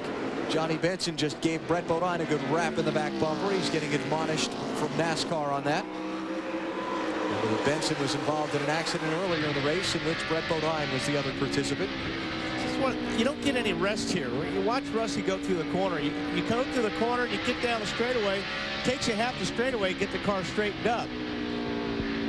Let's just talk. Let's just, as he comes off the corner, next time we'll count and see how long that he's able to relax. He's done in the corner, comes off. When the wheel goes back straight, we'll count. 1001, 1002, about a second and 3/4. He's back into the corner, turning again.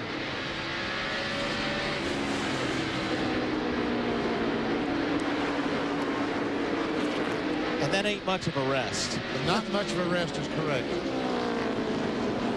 Watch him come up out of the seat when he stands all the way on the throttle. Watch his helmet. See him sit up in the seat? Yeah. He's hard on it.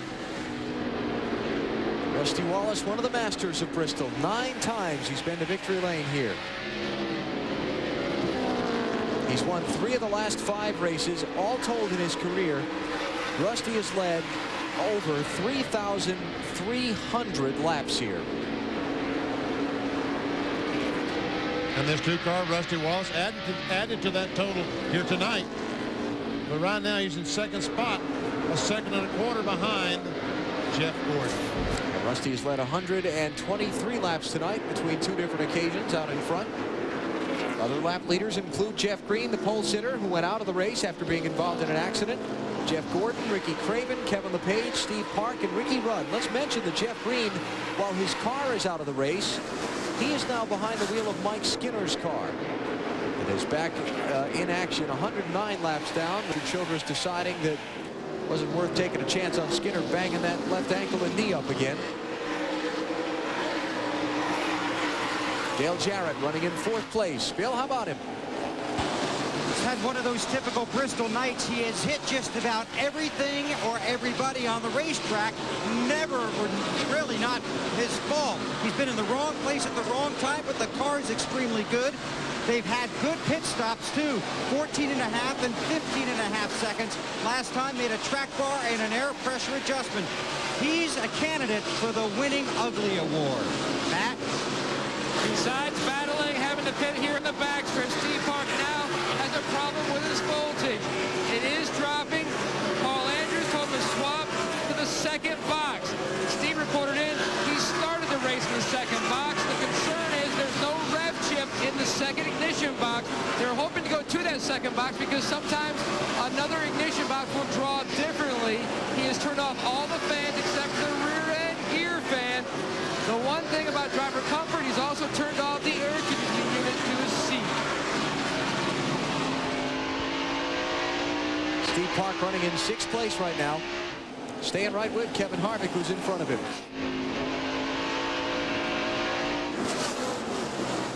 Jeff Gordon, the last couple of laps, he's in traffic right now, but the last 3 or 4 laps I've been checking and monitoring. Rusty Wallace, everyone in the top 6 has been faster than Jeff Gordon.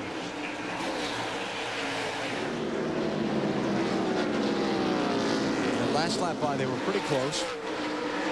We'll check speeds at the line here this time. Don't forget, you got some of these guys working traffic, so. That time Gordon was faster. Dave? And Alan, a while ago, Jeff radioed into his crew, good car. Car feels real good. And he hasn't said anything since, so all we can assume is he did get caught up in traffic for the time being. Robin Loomis did tell him, don't be afraid to turn a little front brake into it if you want to, which I guess that might mean that he was a little bit loose, and he can adjust that with brake bias. That's exactly what he's probably talking about. So, but he doesn't look loose right now. He's got that car stuck right on the bottom of the racetrack. He's actually even getting on the asphalt a little bit. So his car is working excellent. 212 laps to go. Another critical round of pit stops coming up for the leaders. We're back to Thunder Valley in a minute. Log on to NASCAR.com to play the AutoTrader.com Move of the Race sweepstakes for your chance to win a $25,000 shopping spree on AutoTrader.com and other great prizes. Jeff Gordon still leads the Sharpie 500. Second place has changed hands. Tony Stewart is around Rusty Wallace. And Tony Stewart is gaining on Jeff Gordon, getting closer and closer. You see, talk about Jeff Gordon being very low on the racetrack. Wally, I think he's trying to use the apron of the racetrack to turn the car, to get the car a little bit loose. Talking about Jeff Gordon. You might be right, PP. There's a lot of times, especially getting off of turn 2, if you're a little bit tight, you run as low as you possibly can. So you get down on that asphalt to give you more room when you come off the corner. And he's been doing that quite a bit, especially off the 2. Next weekend, we go from tough old Bristol to tough old Darlington. Another great one coming up for you. Coverage starts Friday with Bud Pole qualifying at 3 Eastern Time on CNN Sports Illustrated. Saturday, our doubleheader, the NASCAR Busch Series race, followed by NASCAR Winston Cup Happy Hour. Coverage of that begins at 1 p.m. Eastern Time on TNT. And then next weekend, the Mountain Dew Southern 500. One of the gems of NASCAR racing. 12:30 Eastern Time. Our coverage begins next weekend here on TNT. These cars have been going to Darlington since 1950. The original super speedway. Brett Bodine had been back on the lead lap. Benny mentioned that earlier. He's about to get overtaken by the leader, Jeff Gordon. And Rusty Wallace starting to fall back into the clutches of Dale Jarrett. And Kevin Harvick, for that matter. Steve Parks there, too. So despite having led the most laps so far tonight, Rusty Wallace is starting to fall back into traffic.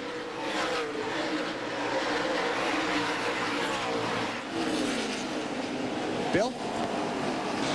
Yeah, Alan, Rusty Wallace he made an air pressure adjustment last time in, and he's just called into his crew and asked them to undo that adjustment or take the air pressure back to what it was.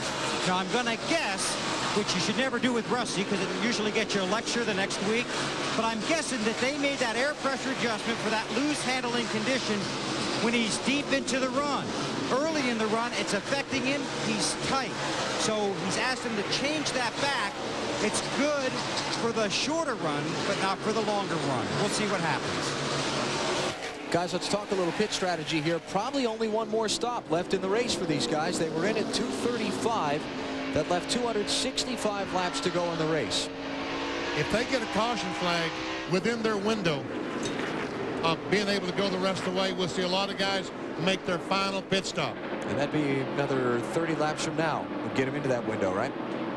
Probably. 160, 170 laps. Elliott Sadler ran 163 laps on tires here in the spring and won the race. As you look down from our U.S. Army Skycam here on Bristol, an Army of one. Find out more at GoArmy.com. Haven't talked to Dale Jarrett here in just a little bit. DJ started 7th. The dreadful luck of the past few weeks that has dropped him 354 points behind Jeff Gordon in their race for the NASCAR Winston Cup Championship. He lost 107 points by finishing 41st at Pocono, another 105 at Watkins Glen with his 2 trips into the gravel trap and a 31st place finish. And then last week in Michigan, the late flat tire that dropped him to 37th at the checkered flag.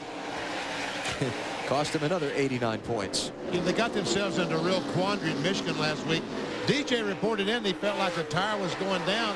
but they need to run 5 or 6 more laps to get to the window so they could run the rest of the way. Just be smooth. Don't overdrive it right now. Well, he's about to lose the spot. Todd Parrott talking to Dale there. So the last week they tried to run to get to that window, and the tire went completely flat in that 5 or 6 laps, and that's when he brushed the wall. So Jarrett now back to 5th, being pressured there by Steve Park.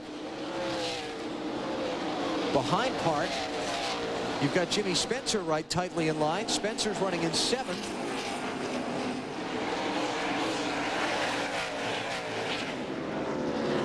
Man, they get around this racetrack so fast. 17 seconds or less, even at race pace. And there goes Park. I don't think Dale can keep his car down on the bottom or as low as some of these other cars right now. It actually looks like he's a little bit tight right through the center.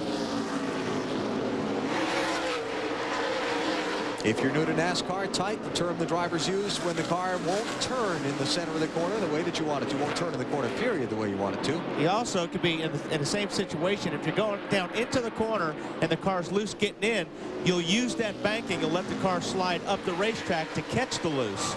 Here's Bobby Labonte, defending NASCAR Winston Cup champ, started 16th. He's chipped his way up to 8th, Marty. Yeah, Alan, here at lap 314, as you said, Bobby Labonte running 8th. That's impressive for a couple of reasons. Number one, because on lap 100, he was running 29th, so they pick up 21 spots here in 215 laps. That's pretty good. Also impressive because this is not Bobby's best track. He has never finished in the top 5 here, and they have a terrific run going. And the thing that amazes me this week is that Bobby Labonte is 7th in points right now. That's the highest he has been all season long. Brett Bodine's car is getting the black flag. Some sheet metal flapping from his machine that NASCAR wants to tend to. And you see Kevin Harvick has caught Rusty Wallace and just blows right by him. Rusty needs a caution. Will put Kevin Harvick into the 3rd position. Cautions that were plentiful in the first 100 laps of this race. But if Rusty gets the caution flag, can he afford to stop? Oh, you have to. If your car's handling that poorly at this point, don't you? 180 laps to go. You have to stop. I think so. But he's doing everything he can right now to get to that point where he's got to make a pit stop. Dale Jr., 21st place, a lap down. Matt? Well, and I talked to Tony Eury Sr. He said that the car about 150 laps ago was the best Dale Earnhardt Jr. said it was all night, but now it's gotten tight in the middle and very loose off. But their biggest hindrance tonight has been pit stops. In fact, after their last stop, which was the 17-plus range, Tony Sr. said to all the over-the-wall guys, get behind the box, get together in circle, and focus. Let's get back on track. We are not going to do anything tonight with 17-second-plus stops. Not anything good, anyway. Boy, Kent Schrader's got his hands full. He's a lap down. He was 6th not that long ago. Yeah, Kenny, I watched Kenny about the last 4 or 5 laps, and he has been way up the racetrack. He really doesn't like this set of tires. He just radioed in. We've got a problem. 36 pit crew on the wall, vibrating very bad and very, very loose. 36 cars. He's just lost 21st position, or he's about to, with Todd Bodine. And depending on how bad that vibration is, that could be a loose wheel. Hopefully not. You hear the crew getting ready for Schrader. Jerry Nadeau is on pit road under the green flag as well. But it is all good for Jeff Gordon right now. Keeps leading. He's going to overtake Rusty Wallace for most laps led tonight. We'll come back to Bristol in a minute. 168 laps to go in the Sharpie 500 NASCAR on TNT from Thunder Valley, Bristol Motor Speedway in northeastern Tennessee. It's a Jeff Gordon night right now. It was a Rusty Wallace night earlier. Gordon has overtaken him. Wallace has slipped back to 6th position. Check this out, Jeff Gordon, the last 4 races. Pocono, 45-point lead. Indianapolis, 160-point lead. Watkins Glen, 194-point lead. And after Michigan, 298 points. Man, he's been pointed on the last little bit. But right now, Tony Stewart is the guy that's pointed on. Stewart in second, the orange car, catching up to Gordon as they've worked some lap traffic over the last short while. Stewart has not yet led tonight. Started back in 18th, Marty. And Tony Stewart right now, Alan, just a little bit tight, like we said earlier. Although he has not said the word, that's the suspicion on Greg Zaffadelli's part. Very happy with the car right now. We might see some guys on pit road try some strategy. Maybe 2 tires, maybe no tires on this last stop. Today Burns. Same story as before for Kevin Harvick. He's a little bit tight in the center, but after the 10-lap period or so, the car gets very good, and now he's about 4 seconds behind Tony Stewart trying to catch him. Matt? It's taken Steve Park over 100 laps to climb from 9th on his restart when he pitted at lap 235 up to 4th. Nothing new on the voltmeter. Park has not said anything about the handling of his race car. Jimmy Spencer was a little bit loose when he pitted. They took a little bit of air pressure out, a half a pound out of the right rear. Spencer says the car is fine. Spencer's in 5th. You've got Rusty Wallace in 6th. Rusty has led 123 laps tonight, but he has fallen back over the last 40, 50 laps. From the lead to 2nd, now back to 6th, and we may have a new leader here.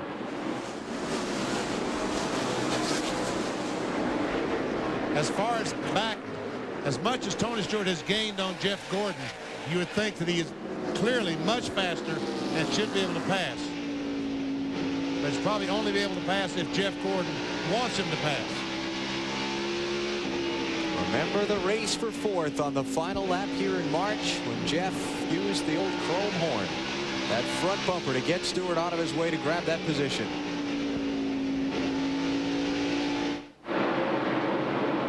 Looking a little farther back, change for 6th place. Bobby Labonte has just gotten around Rusty Wallace, so Rusty's struggles continue. Let's check in on Bobby Labonte with Marty. He's been quite impressive, Alan, working his way up through the field. Currently 6th, as you said. Again, he's never finished in the top 5 here. The car has a slight push, and he has been the fastest car on the racetrack for a good while now. Definitely faster than the leader, Jeff Gordon. Behind Bobby, you've got Rusty Wallace we talked about, then Dale Jarrett. Now back to 8th place. DJ, the 97 winner of this race. Got some damage in one of the early crashes, but he's kept on trucking. There's a change for position. Ricky Rudd got in the back of the 5 car. Terry Labonte moved him uphill just a little bit. Dave Burns on the 28. Well, I don't think that'll help his car turn. That is Ricky Rudd. But before the last pit stop, that's what he radioed in. They couldn't get it to turn. His crew chief, Michael McSwain, said they made major changes last time, and I checked with him a few laps ago, and I got the thumbs up. Ricky's much happier with the car. Behind Rudd, you've got Jeff Burton, who came with him under Terry Labonte. Jeff is in 10th, started 22nd. And then Terry Labonte. We talked about Terry a little bit earlier in the night, but he continues to hang in there, Marty, on the lead lap. Yeah, he's fallen back to 11th. The car has been very consistent tonight, Alan, and very good. I just talked to crew chief Gary Beehart, and he said the key tonight is that we have to be there at the end. Up front, he's talking about this team may try some strategy with 2 tires on the last stop. Today Burns. Marty Elliott Sadler's gotten beaten up a little here tonight, but the car continues to run well. He just got by Terry Labonte. A little bit of tow-out problem from all that beating and banging, but generally pretty good. And the reports from Elliott coming on the radio have been very positive. So Elliott's there now in 11th. Terry Labonte is 12th. Then you've got Jeremy Mayfield, who's in 13th. He started 30th. Unspectacular night for Mayfield, though he has managed to miss the wrecks that have brought out 12 caution flags in this one. Again, Mayfield in 13th, in 12th, no, 13th. I had it right on the lead lap. Next behind Jeremy will be Dave Blaney.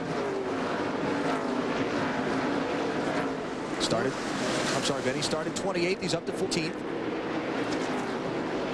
As he tries to get by the 77 car of Robert Presley, and we see a battle for the lead. Tony Stewart has it. Finally got the run on him. Caution, trouble on the backstretch. Todd Bodine. Boy, it's been a tough night for the Bodines. What happened? That was Todd asking what happened. See Brett Bodine and Kenny Schrader all racing back to the start-finish line, passing the leader.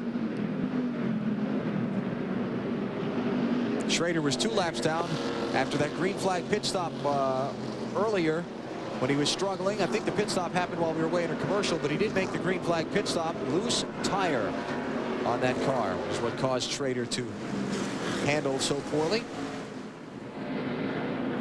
All right, these cars can make it the rest of the way, I would think. So I think we'll see them all on pit road, changing 4 tires and making all the adjustments. Guys, you better get what you want because this might be your last chance. 146 laps to go as they come onto pit lane. Marty. Tony Stewart tighten the center. They're going to take 1 pound out of the right front, go up on the track bar 1 round. Brake problems are not a problem any longer for Tony Stewart. He wants 1 ice pack in the car. The car very good, especially on the longer runs for Tony Stewart as they put the left side tires on now to Dave Burns. Middle of your screen, Jeff Gordon, minor adjustment on the car, a Gatorade in the window for him. Kevin Harvick as well, 4 tires, and he gets beat by Tony Stewart right at the line. Let's go to Matt. Steve Park is already in his pit stops as the car is a tick tight. They made a chassis adjustment, 1 round down on the right rear. They can go on the left side. They also gave him a bottle of water and ice pack because remember, he did turn the fans off except for the rear end gear fan because of the voltage meter. And man, Steve Park, who was running about 4th spot, is going to go all the way back to about 10th place because of that backstretch pit stall. Taking a beating.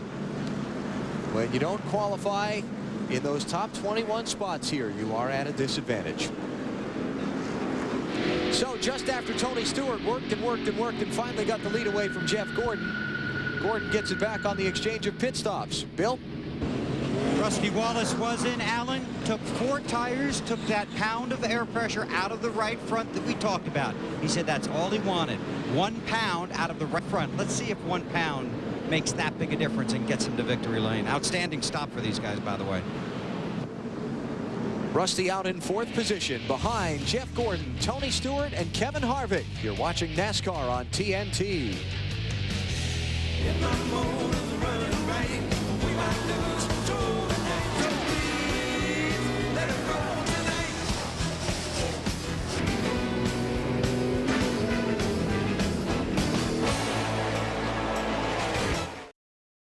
What an incredible place. 150,000 seat stadium for stock car racing. Bristol Motor Speedway did not have its beginnings in such a grand fashion. Track opened up back in 1961. It was July 26th of that year when they held the first race here. Track only had 22-degree banking in those days. There's Fireball Roberts, Joe Weatherly, Buck Baker, the stars of the day. They went at it on this half-mile track before a pretty good crowd. 18,000 people were here that day. When the afternoon was done, the race was won by Jack Smith, holding the winner's trophy. The 36-degree banking added in 1969. First night race, 1978. And you look at the results from that very first race here at Bristol. Ned Jarrett and Richard Petty. Buddy Baker in there, too. 140 laps to go, and we're back racing here at Bristol. Now Jeff Gordon back in front of Tony Stewart after the exchange of pit stops.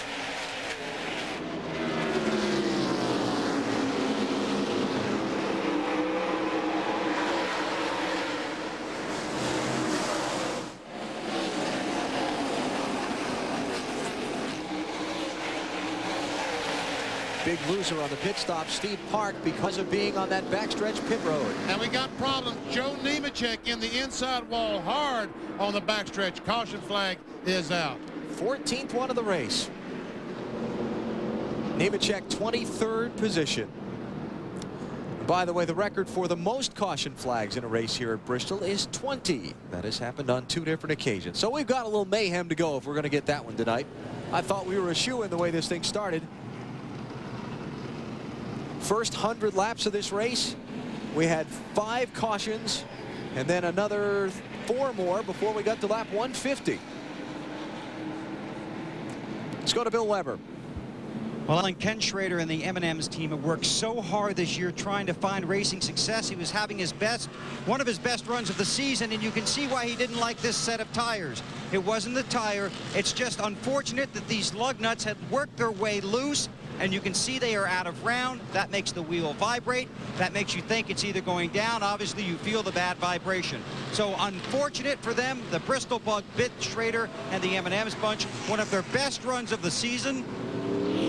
This team has worked extremely hard all year, and they will be back. But tonight, they got bit by a bad case of lug nuts there. And they're 2 laps down in 21st position. Bill, here's what happened to bring out this most recent caution. Nemechek, Terry Labonte, the 5 car, gets in the back of Nemechek off turn 2. Right front, right rear.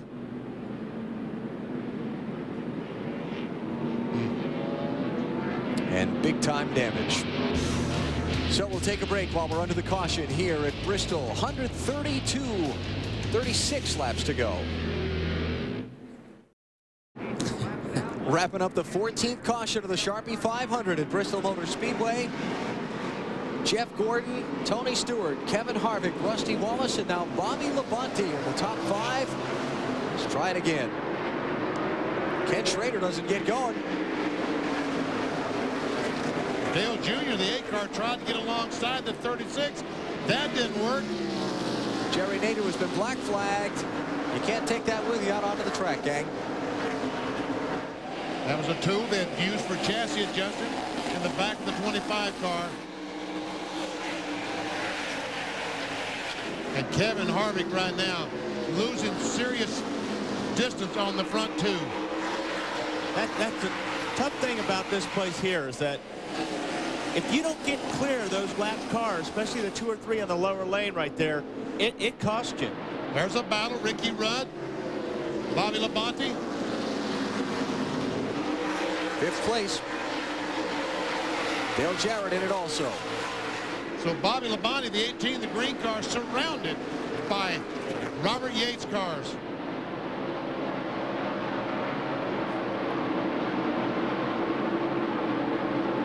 Aerial views here at Bristol, courtesy of the United States Army, an Army of 1.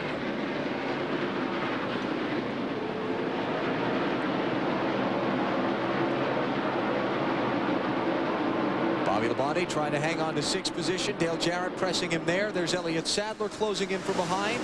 Sadler running in 8th.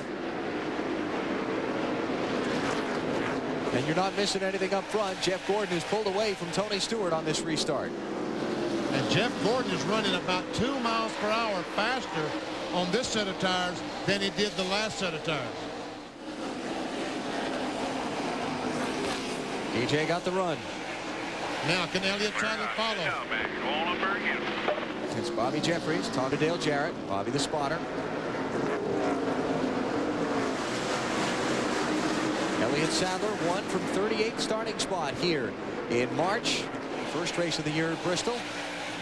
Tonight he had a much better starting spot, 4th position, but he got caught up in a lot of the early mayhem that happened in this race. Kevin Harvick, 29. Rusty Wallace, 2. 3rd position at stake. Jimmy Spencer, slow on the inside of the track. Boxes and everything. I guess he broke a rod or something. Up the hood. Hey, I can't friggin' believe it. Man.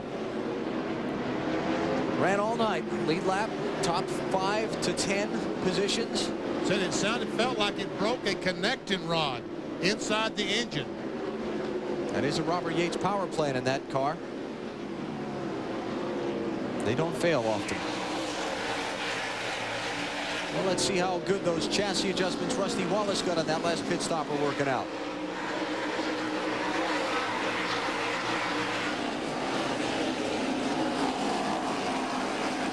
It's definitely quicker through the center of the corner. There's no doubt about that.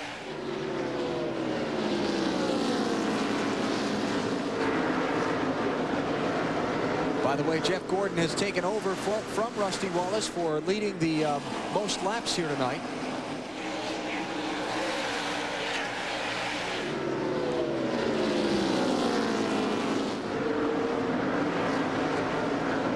And Rusty, oh, big wiggle there. Wow, he really had to get out of the gas to gather that one up. And look at the distance he lost just by simply backing off the throttle and saving the car. I think what happened there, it looked like that Rusty was trouble. Turn one, Johnny Benson has hit the outside and inside walls hard.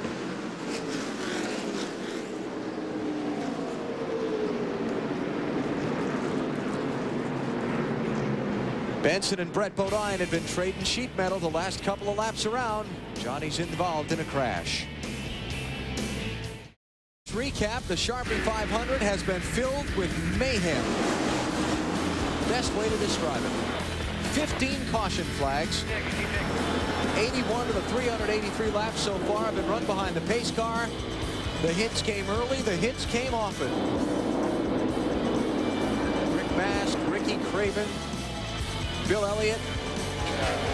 And that's the most recent caution. Johnny Benson hitting the wall on the outside first in turn one, and then the inside wall in between turns 1 and 2. Johnny, as you can see, walking away from the car. Looking at Johnny Benson's car as they attempt to get it away from the wall. While they continue the cleanup there, let's go back and show you something that happened on pit road just a minute ago. Well, it's got fuel spraying out the... Fuel is just coming out the back of the car. Right there. Oh, and he got one of Jerry Nadeau's crewmen, too. What was he doing out there? Well, that's an answer. Car was coming in. Car was coming in. Oh, he bounced right up and got back at it. That's good news. 15th caution of the Sharpie 500 is out. Going back racing in the Sharpie 500 at Bristol. Jeff Gordon is the leader. Brett Bodine is on pit road, serving a 2-lap penalty for rough driving. He and Johnny Benson were trading shots, leading to Benson's crash that brought out that last caution.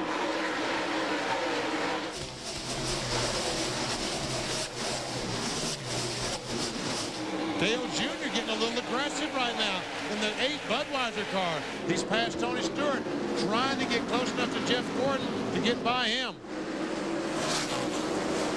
Dale Jr. 19th place right now. First car 1 lap down.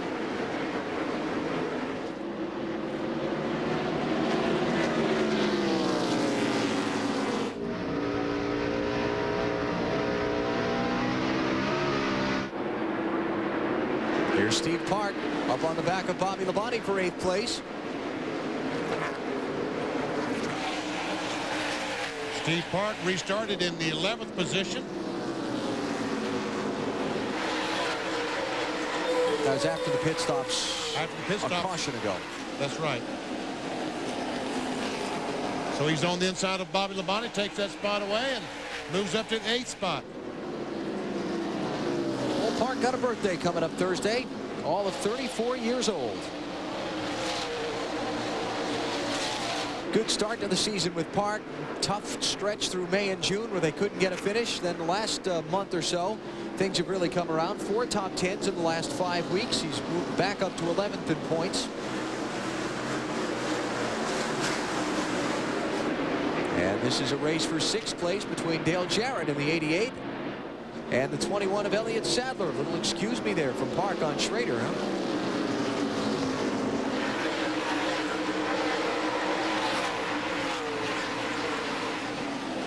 Well, this is the point in the race where you really start losing patience. You know, if you're on the lead lap and you're coming up on cars that are a lap or 2 down, and you're we've got a car. Ward Burton is spawned down into turn 1. That's Matt Kenseth. I'm sorry. Both black and yellow cars. Yep. Kenseth into the inside wall. And caution number 16 is out. What do we have to get? Because we're running out of cars. 20's the record. You got to get to 21 to get the record. It could happen. Man, this is... Pit road is closed, so we'll take the break here. Come back, see if any of the front runners come in for new tires. The remains of Matt Kenseth's car being added to the debris heap tonight here at Bristol. And Matt out of the car and walking away, and he's just fine. Here's what happened that brought out caution number 16. That's not it. This is it.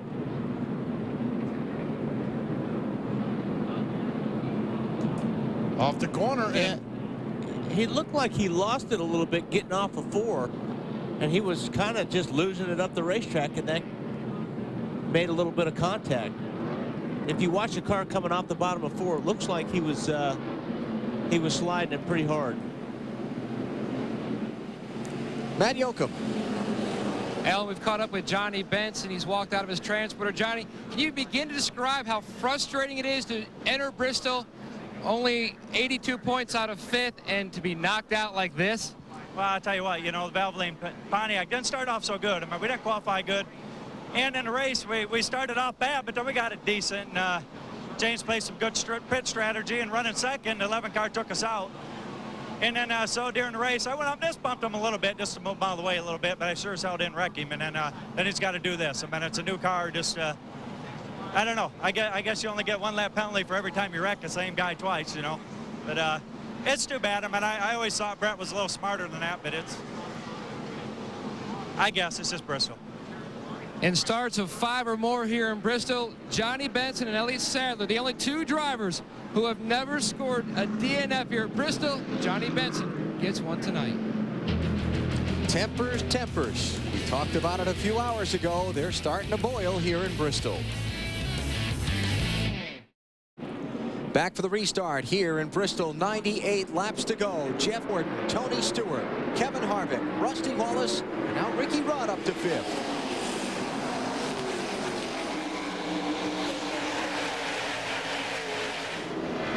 Dale Earnhardt Jr. did get back on the lead lap coming to that last caution flag.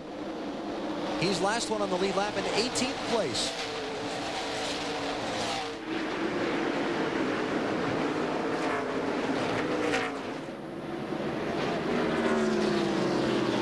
Most recent caution came out for problems involving Matt Kenseth. Marty's with him.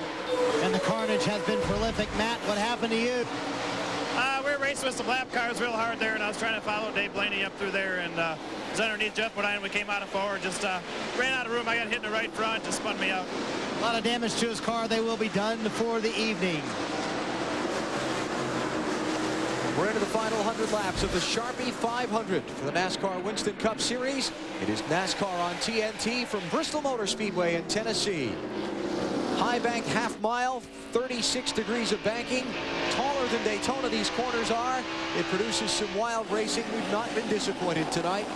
16 caution flags have taken their toll on equipment and on tempers in the cockpits, and we're not done yet. Alan Bestwick, Benny Parsons, Wally Dallenbach, and our entire TNT NASCAR crew. Jeff Gordon is out in front now. Rusty Wallace has led a majority of this event along with Gordon. Also Jeff Green, Ricky Craven, Kevin LePage, Steve Park, Ricky Rudd, and Tony Stewart spent time in the lead. I think right now that the 28 car of Ricky Rudd and Dale Jarrett might be a little bit faster than Rusty Wallace in the 2 car. But I don't know if they're fast enough, that much faster to be able to pass Rusty Wallace. Yeah, he beats smooth. Check some speeds at the line when they come around.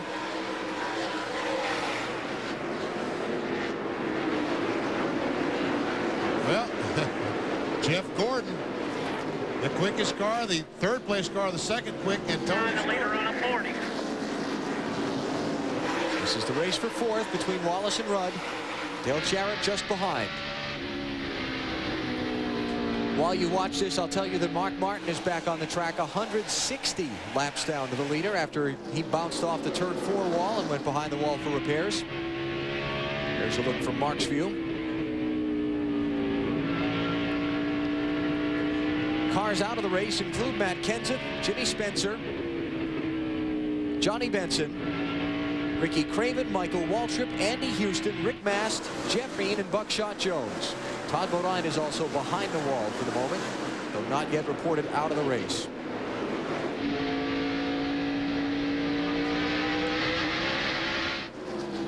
Ricky Rudd has had his problems through the night tonight, but Dave, he's on a rally now. He's really bounced back. And 2 pit stops ago, I asked Michael McSwain, his crew chief, how tight the car was. He made his hands far apart like he caught a big fish.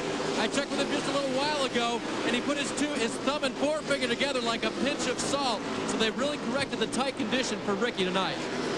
Ricky racing for the lead back at lap 84 when he got involved in a wreck and had the bumper bar from the back bumper of Mike Wallace's car come through the grill of his car. He had to come down pit road and have that removed. He couldn't keep racing with it like that. Dropped him way back in traffic.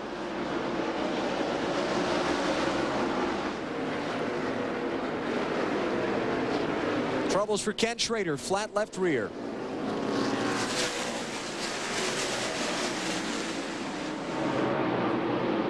Bill? Well, we talked about this place being a nightmare, and it continues for Ken Schrader. It started off strong, but has since gone sour. He has a flat left side tire. He'll come in, he'll get left sides, and then he'll go back out. But a flat left side tire after they had that vibration from the loose wheel earlier. Disappointment for these guys. And that great battle still continues for that 4th, 5th, 6th position. Rusty Wallace, 28 of Ricky Rudd, 88 of Dale Jarrett. Now Ricky knows he's going to have to put a little bit of pressure on that 2 car because now he's got the 88 putting pressure on him. So he's going to have to try to make something happen here. And it's hard to do here because Rusty's running the perfect line. So you have to try to push him into a mistake or run him in a little bit harder. That Rusty doesn't usually do that. There are 212 ways to be a soldier. Find out more at GoArmy.com. Our aerial views of Bristol, courtesy of the United States Army.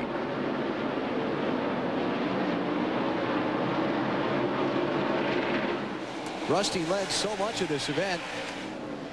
He's already fallen about 2/3 of his straightaway behind Jeff Gordon just since that last restart. And Elliott Sadler all of a sudden gets pushed up between 3 and 4 and loses a spot to the Steve Park car. 7th place that changed hands. You know, one thing that hurts you here as a race car driver, we talk about keep your rhythm, keep your rhythm. It's really hard to do at Bristol, probably the hardest of any place, any racetrack that these drivers run. You go around the racetrack by yourself, you get in a comfort zone. You get in that rhythm. As soon as you catch your car and have to start backing off the throttle a little earlier than you were before, have to hit the brakes a little harder, all of a sudden you lose your rhythm. And it's so hard to get it back. Tony Stewart a little bit ago caught Jeff Gordon and he couldn't pass it and he lost his rhythm and he fell back from Jeff Gordon. Let's mention that Jeffrey Bodine has been on the front stretch pit road. When Ken Schrader slowed down for his flat tire, there was a big traffic jam. Bodine got the fenders knocked in on his front tires. They have made repairs. He's returning to the race.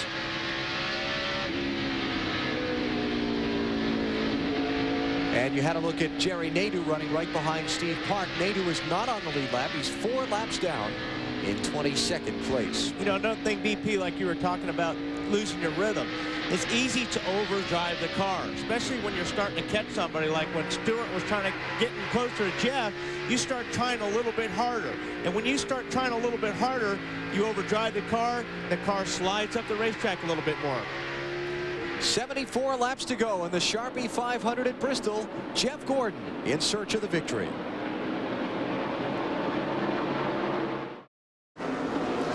Looking at the new leader of the Sharpie 500.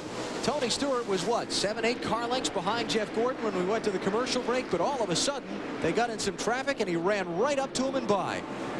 Gets on the bottom of the racetrack. Jeff Gordon did not really fight him that hard and he goes by, takes the lead. So Stewart goes by. Here comes Harvick to try and keep the door open. Now watch Kevin Harvick. He gets underneath the 24 car, and they come up on a slower car. 24 tries to keep him down low, and Harvick's not having any of it. Little contact there. The 29 pretty much drives the 24 up the racetrack and takes the spot. Man, that was a very, very aggressive move by Kevin Harvick. So Tony Stewart is out in front for the second time in this race. Remember the last time we got a kind of a long run and Stewart got up there and took the lead from Gordon, and as soon as he took the lead, Marty, the caution came out, and then Gordon beat him off pit road. Yeah, Alan, all night long, Tony Stewart's car has been better on the longer runs. That's the case now. While they're chasing Jeff Gordon, he told the team on the radio, I'm waiting for the car to come in. When it comes in, we'll get past Gordon. The guy I'm worried about is Kevin Harvick. Now, Harvick's gotten around Gordon, too, and the man they are worried about is right behind him. Kevin Harvick won the NASCAR Busch Series race here in Bristol last night in rather aggressive fashion. How about his car tonight, Dave? We talked about it before. The car comes in later in the run after about 40 laps or so. It's been more than that now for Kevin Harvick, and his crew believes that they are better. Before it used to be we were better than both the cars ahead of us, the 20 and the 24. Now they just have to be better than the 20. How about that fact? How about that? And he just might be the first one to do that. Because he is faster than Tony Stewart. And they both left Gordon. Look at how far Gordon's fallen back already. Wow. So when it went away big. Yes, it did. Just vanished. And Harvick is getting closer and closer. Of course, the big thing for Gordon right now, I guess, if you figure you can't win the race, he's still ahead of both Jarrett and Rudd. So it'll be championship ground gained. Right now, Gordon's hoping for a caution. I don't think it'll do him any good because I don't think he'll pit. I don't think he can afford to pit and go back to 18th or 15th or wherever he would end up. Well, they've been out there for long enough, though. I don't know how many of those lead lap cars would stop. Might be real interesting to find out if the yellow waves again, that's for sure. That's right. Steve Park trying to put some pressure on Dale Jarrett for 6th.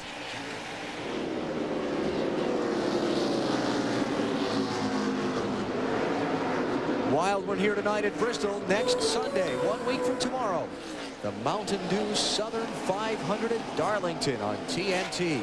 12:30 Eastern, our coverage begins. Hope you'll be with us.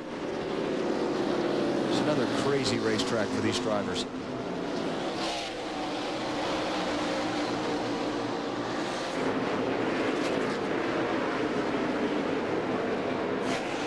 Rudd, Jarrett, Park, Bobby Labonte starting to close in on them. And Elliott Sadler.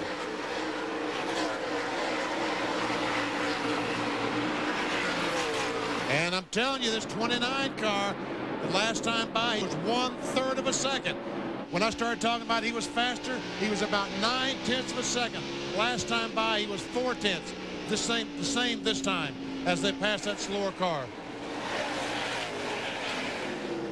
And they're coming up on another group of lap cars. Some of them are racing double wide in front of the leader. Let's check speeds at the line.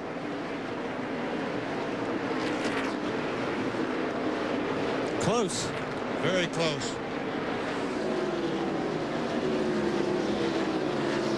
50 laps to go.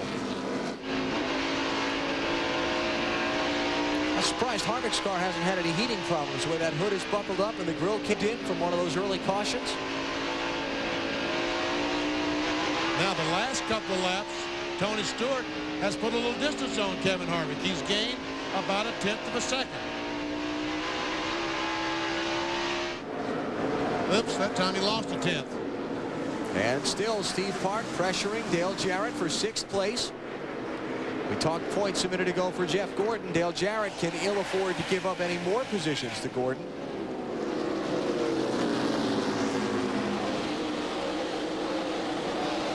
DJ does not want the 1 because as soon as he gets underneath him, you know the 18's going with him, so that's 2 spots he's going to lose. And where DJ's got to be careful not to let the 1 run him into the corner a little bit deeper, because if that happens, he'll slide up the racetrack a little bit, and that's when the 1 car will drive underneath him.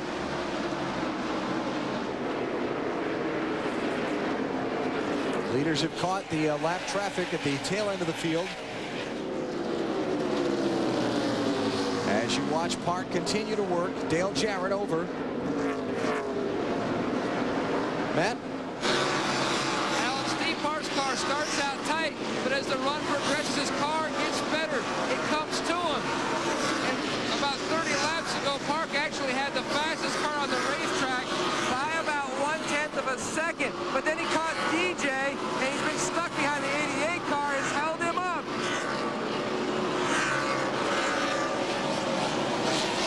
Harvick pressuring Stewart for the race lead.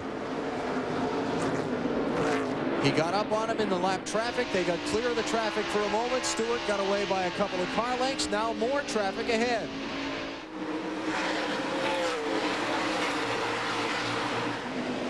Tony Stewart's rookie season a couple of years ago set the new standard for first-year drivers in NASCAR Winston Cup racing. But Kevin Harvick's in the process of rewriting that book. It took Tony Stewart until his 25th start to get his first NASCAR Winston Cup win. Harvick got his first win in his third start. He's already got 2 wins this year, the second one coming in race number 17 for him.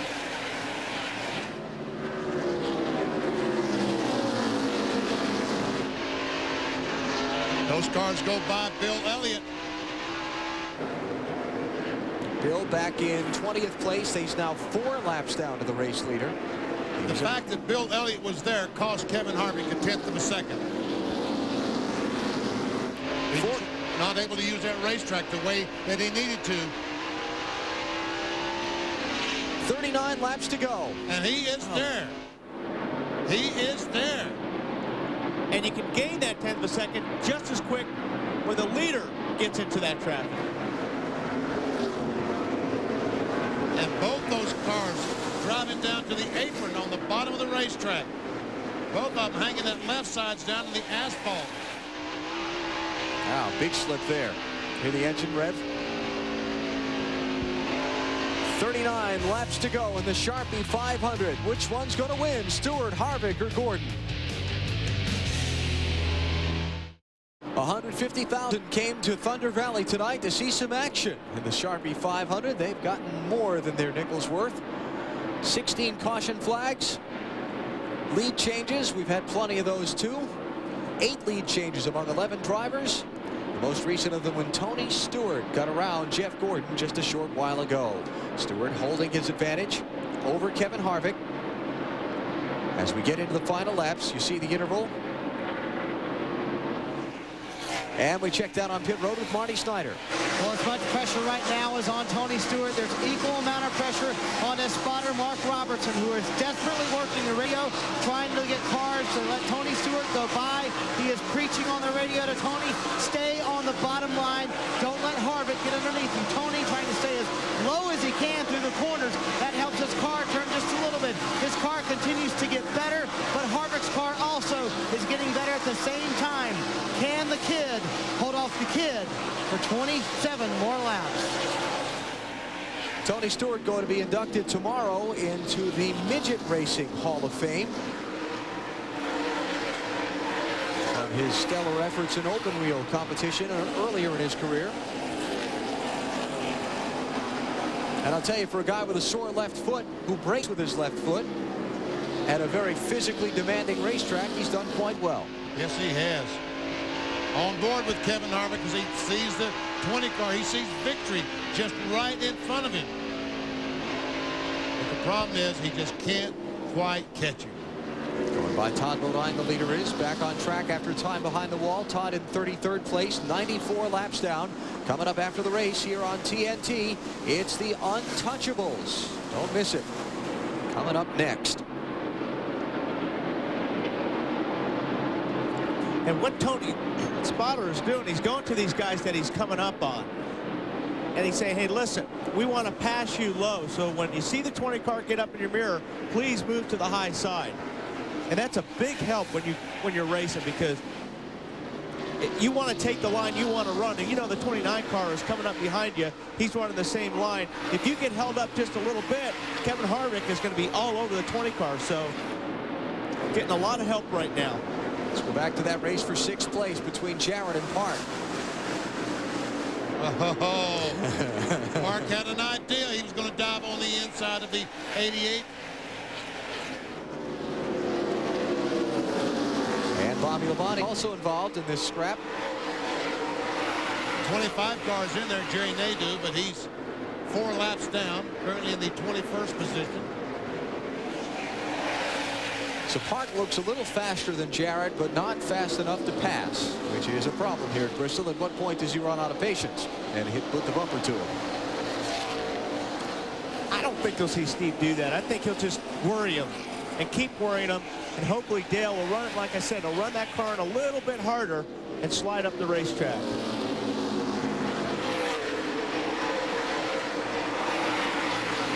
Oh, he's right on him. Oh, and he's faster. I think he's much faster than Jarrett. Jarrett knows, no doubt his spotter Bobby Jeffries has told him, if he lets Park underneath him, Bobby Labonte's coming through as well. As we watch this, Tony Stewart is now pulled out to about a 1.5 second lead on Kevin Harvick.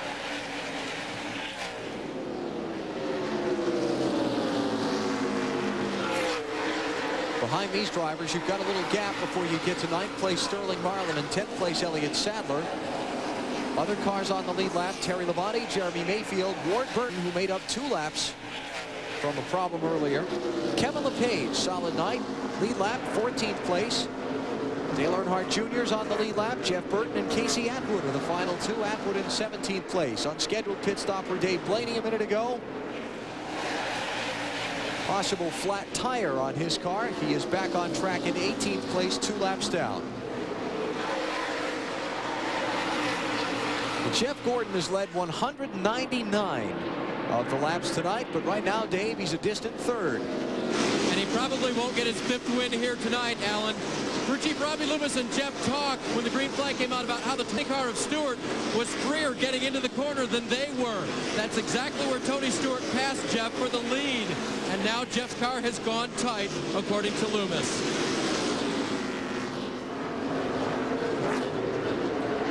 So Jeff some 6 seconds behind, 6.8 seconds behind that man, Tony Stewart. And Tony Stewart, as these laps are winding down, has some heavy traffic in front of him. And cars that are on the lead lap, the 19th, Casey Atwood right in front of Tony Stewart. And in front of him, Jeff Burton.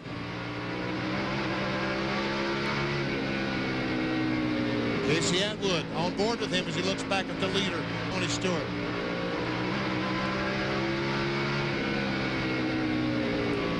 We only have 11 laps to go, but Kevin Harvick can make up a lot of ground in a hurry.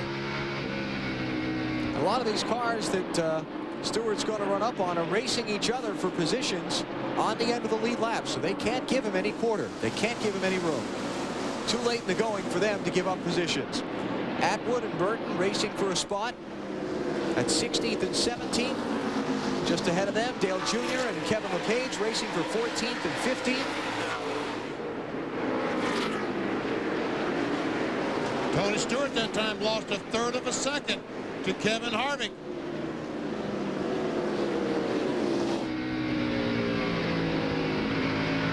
We've seen the lead change hands on the last lap here at Bristol before, sometimes in spectacular fashion. And Harvick is coming. Don't think that Harvick won't use that front bumper either. He picked up a little bit of a reputation in last night's Busch Series race when he bulled his way through the field. A couple of his fellow drivers less than pleased with his use of the old chrome horn. Will it come into play tonight? Will he get close enough to even have the opportunity?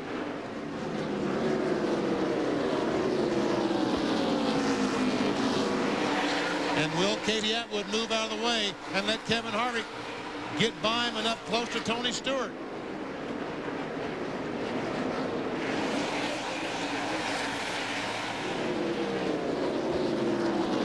Laps to go for Tony Stewart when he crosses the start-finish line. 5 to go now. Jeff Burton, last car on the lead lap, in 16th place, right in front of him in the 99.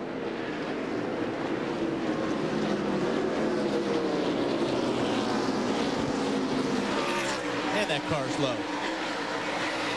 Right down at the bottom.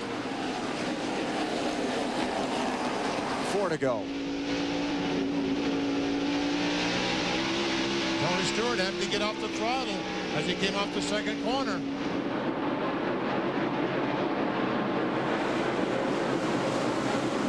Kevin Harvick trying to close in. He's got to get around the car of Casey Atwood first before he can be any potential threat to Tony Stewart.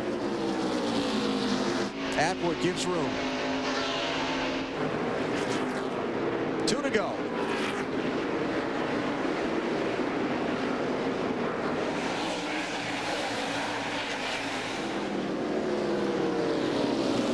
All right, what's it going to be? Is Stewart going to get held up by Jeff Burton? Can Kevin Harvick get to him? Final lap, half mile to go. The white flag is up. Stewart still working Jeff Burton. Here comes Harvick trying to close in. But it's not going to be enough. Tony Stewart gets his 3rd win of 2001. He wins the Sharpie 500 at Bristol. Last lap, change of position. Ricky Rudd gets by Rusty Wallace, and Rusty's obviously not happy at the tactics. And Dale Jarrett spins down in the corner. Tempers. Right to the very end. And the drivers and crew chiefs of those 2 cars have already been called to the big red trailer. How about a win for Tony Stewart, Marty? Well, congratulations for Greg Zeppedelli all around from the crew, and looked like Harvick was catching him for a while, didn't it? Yeah, we probably had the best car all night on long runs. We had to do some adjustment to try and get it picked up there on the front side, and everything went our way tonight. It was a little nerve-wracking here at Bristol. We've been so close. I think we've been in 2nd here, a little 3rd the year before, but Tony showed up ready to race this weekend. Everybody in Home Depot Bionic did a great job. I want to say hi to my wife. We're expecting our first baby, hey, and this couldn't be more awesome for Home Depot Pontiac, Joe Gibbs Racing. He's doing a whole lap burnout out there. That's pretty cool. Back to you guys upstairs. We've gotten into this contest of the burnout things for the race winners, haven't we? We'll hear from Tony Stewart when we come back to Bristol in a minute on TNT.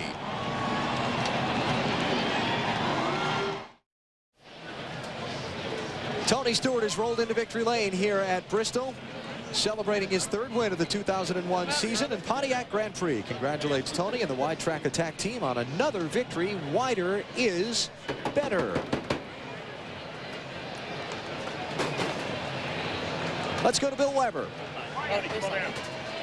Ready? Well, here in victory lane, Tony Stewart unbuckling after an extremely successful night, and this should get a big roar from the fans at Bristol Motor Speedway. Tony Stewart wins at a track where he said before the race he would love to win, and he did.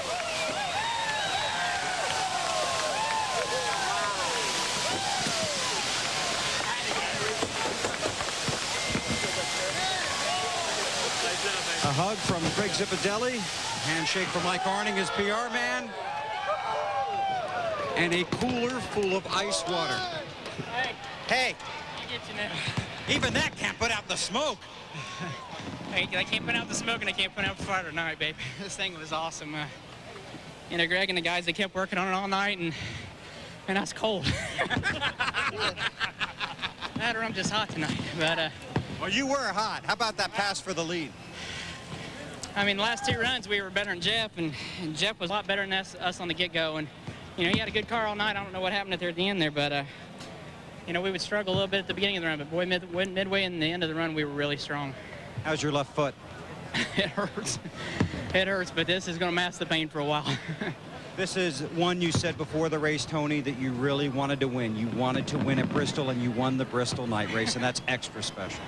Well, I mean, I've been wanting to win a race here all my life. I mean, this is my favorite racetrack, and these guys always work hard, and we've always run good here. We just have something that always has come up to keep us from winning. And you know, we had Bob Nardelli from Home Depot here tonight, and he's better start planning some weekends off because he's going racing with us for a while till we lose one.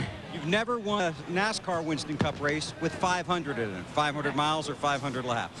Good. Now everybody will get off my back about this 500 lap or mile junk. So it's just awesome to win at Bristol. I mean, it's so hard to win here. There's so many things that have to go right and so many things that can go wrong. And you know, these guys had great pit stops all day, and we just you know, we just kept fighting and stayed patient all night. Tony Stewart in victory lane for the first time at Bristol. Marty? Well, Rusty Wallace, clearly some hot tempers after the race with you and Ricky Rudd. What happened at the end of the race? I just got racing order in turn 3. I got a little bumper to behind and lost a position. That's about it. Just a Bristol racing. A little retaliation? No, I just couldn't get stopped. And Rusty Wallace, very kind with his words, very politically correct. Come home with a 5th place finish, and he is on his way to the Winston Cup truck for a talking to Dave Burns. After a couple of races where Ricky did not finish well at all, a good rebound tonight. Tell us about the, well, some are calling an incident on the last lap with Rusty. Well, I'm not really sure. Evidently, Rusty's brakes went out about 3 or 4 laps ago. I was able to catch him, got into him a little bit, and I guess when the race was over, his brakes really didn't work. So they're paid to favor, I guess. How proud are you of your guys tonight after suffering the problems early on and getting back in this thing for a top 5?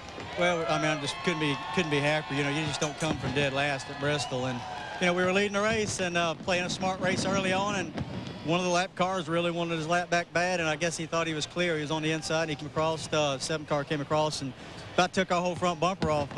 I guess we're lucky they didn't get worse damage, and then, you know, what's about where we ended up, 4th place. We didn't have much more than that.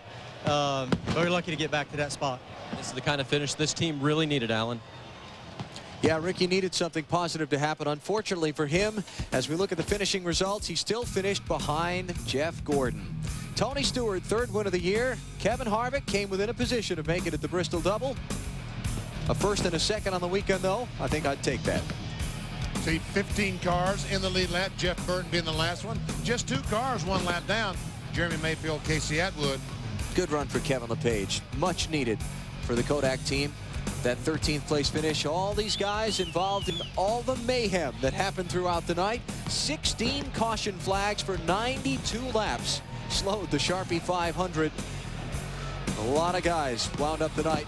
Wrecked race cars back in the garage area watching the finish. We'll take a break. We'll come back with more post-race coverage in just a minute. From Thunder Valley, you're watching NASCAR on TNT. Gaining 10 points tonight on Ricky Rudd and 25 on Dale Jarrett. And the season winding down, we head into that fall stretch run. 12 races to go. Gordon with a very large 308-point lead in pursuit of a 4th NASCAR Winston Cup championship. Rest of the top 20 in the title, and position changes on the night tonight. Johnny Benson goes from 9th to 11th, losing 2 spots after his crash down in turn 1. More post-race coverage in a minute. Boy, it has been such a long time for Terry Labonte. Brother Bobby. Stewart's dumping. Who's that? Is that the coach? Or is that Mr. Nardelli? That's the coach. At least it wasn't the Gatorade bucket. They used that already. How about Terry Labonte? Alan? That is next weekend. Traditional Labor Day weekend stop for the NASCAR Winston Cup Series. Love Darlington. Just love going down there. It's hot. It's slick.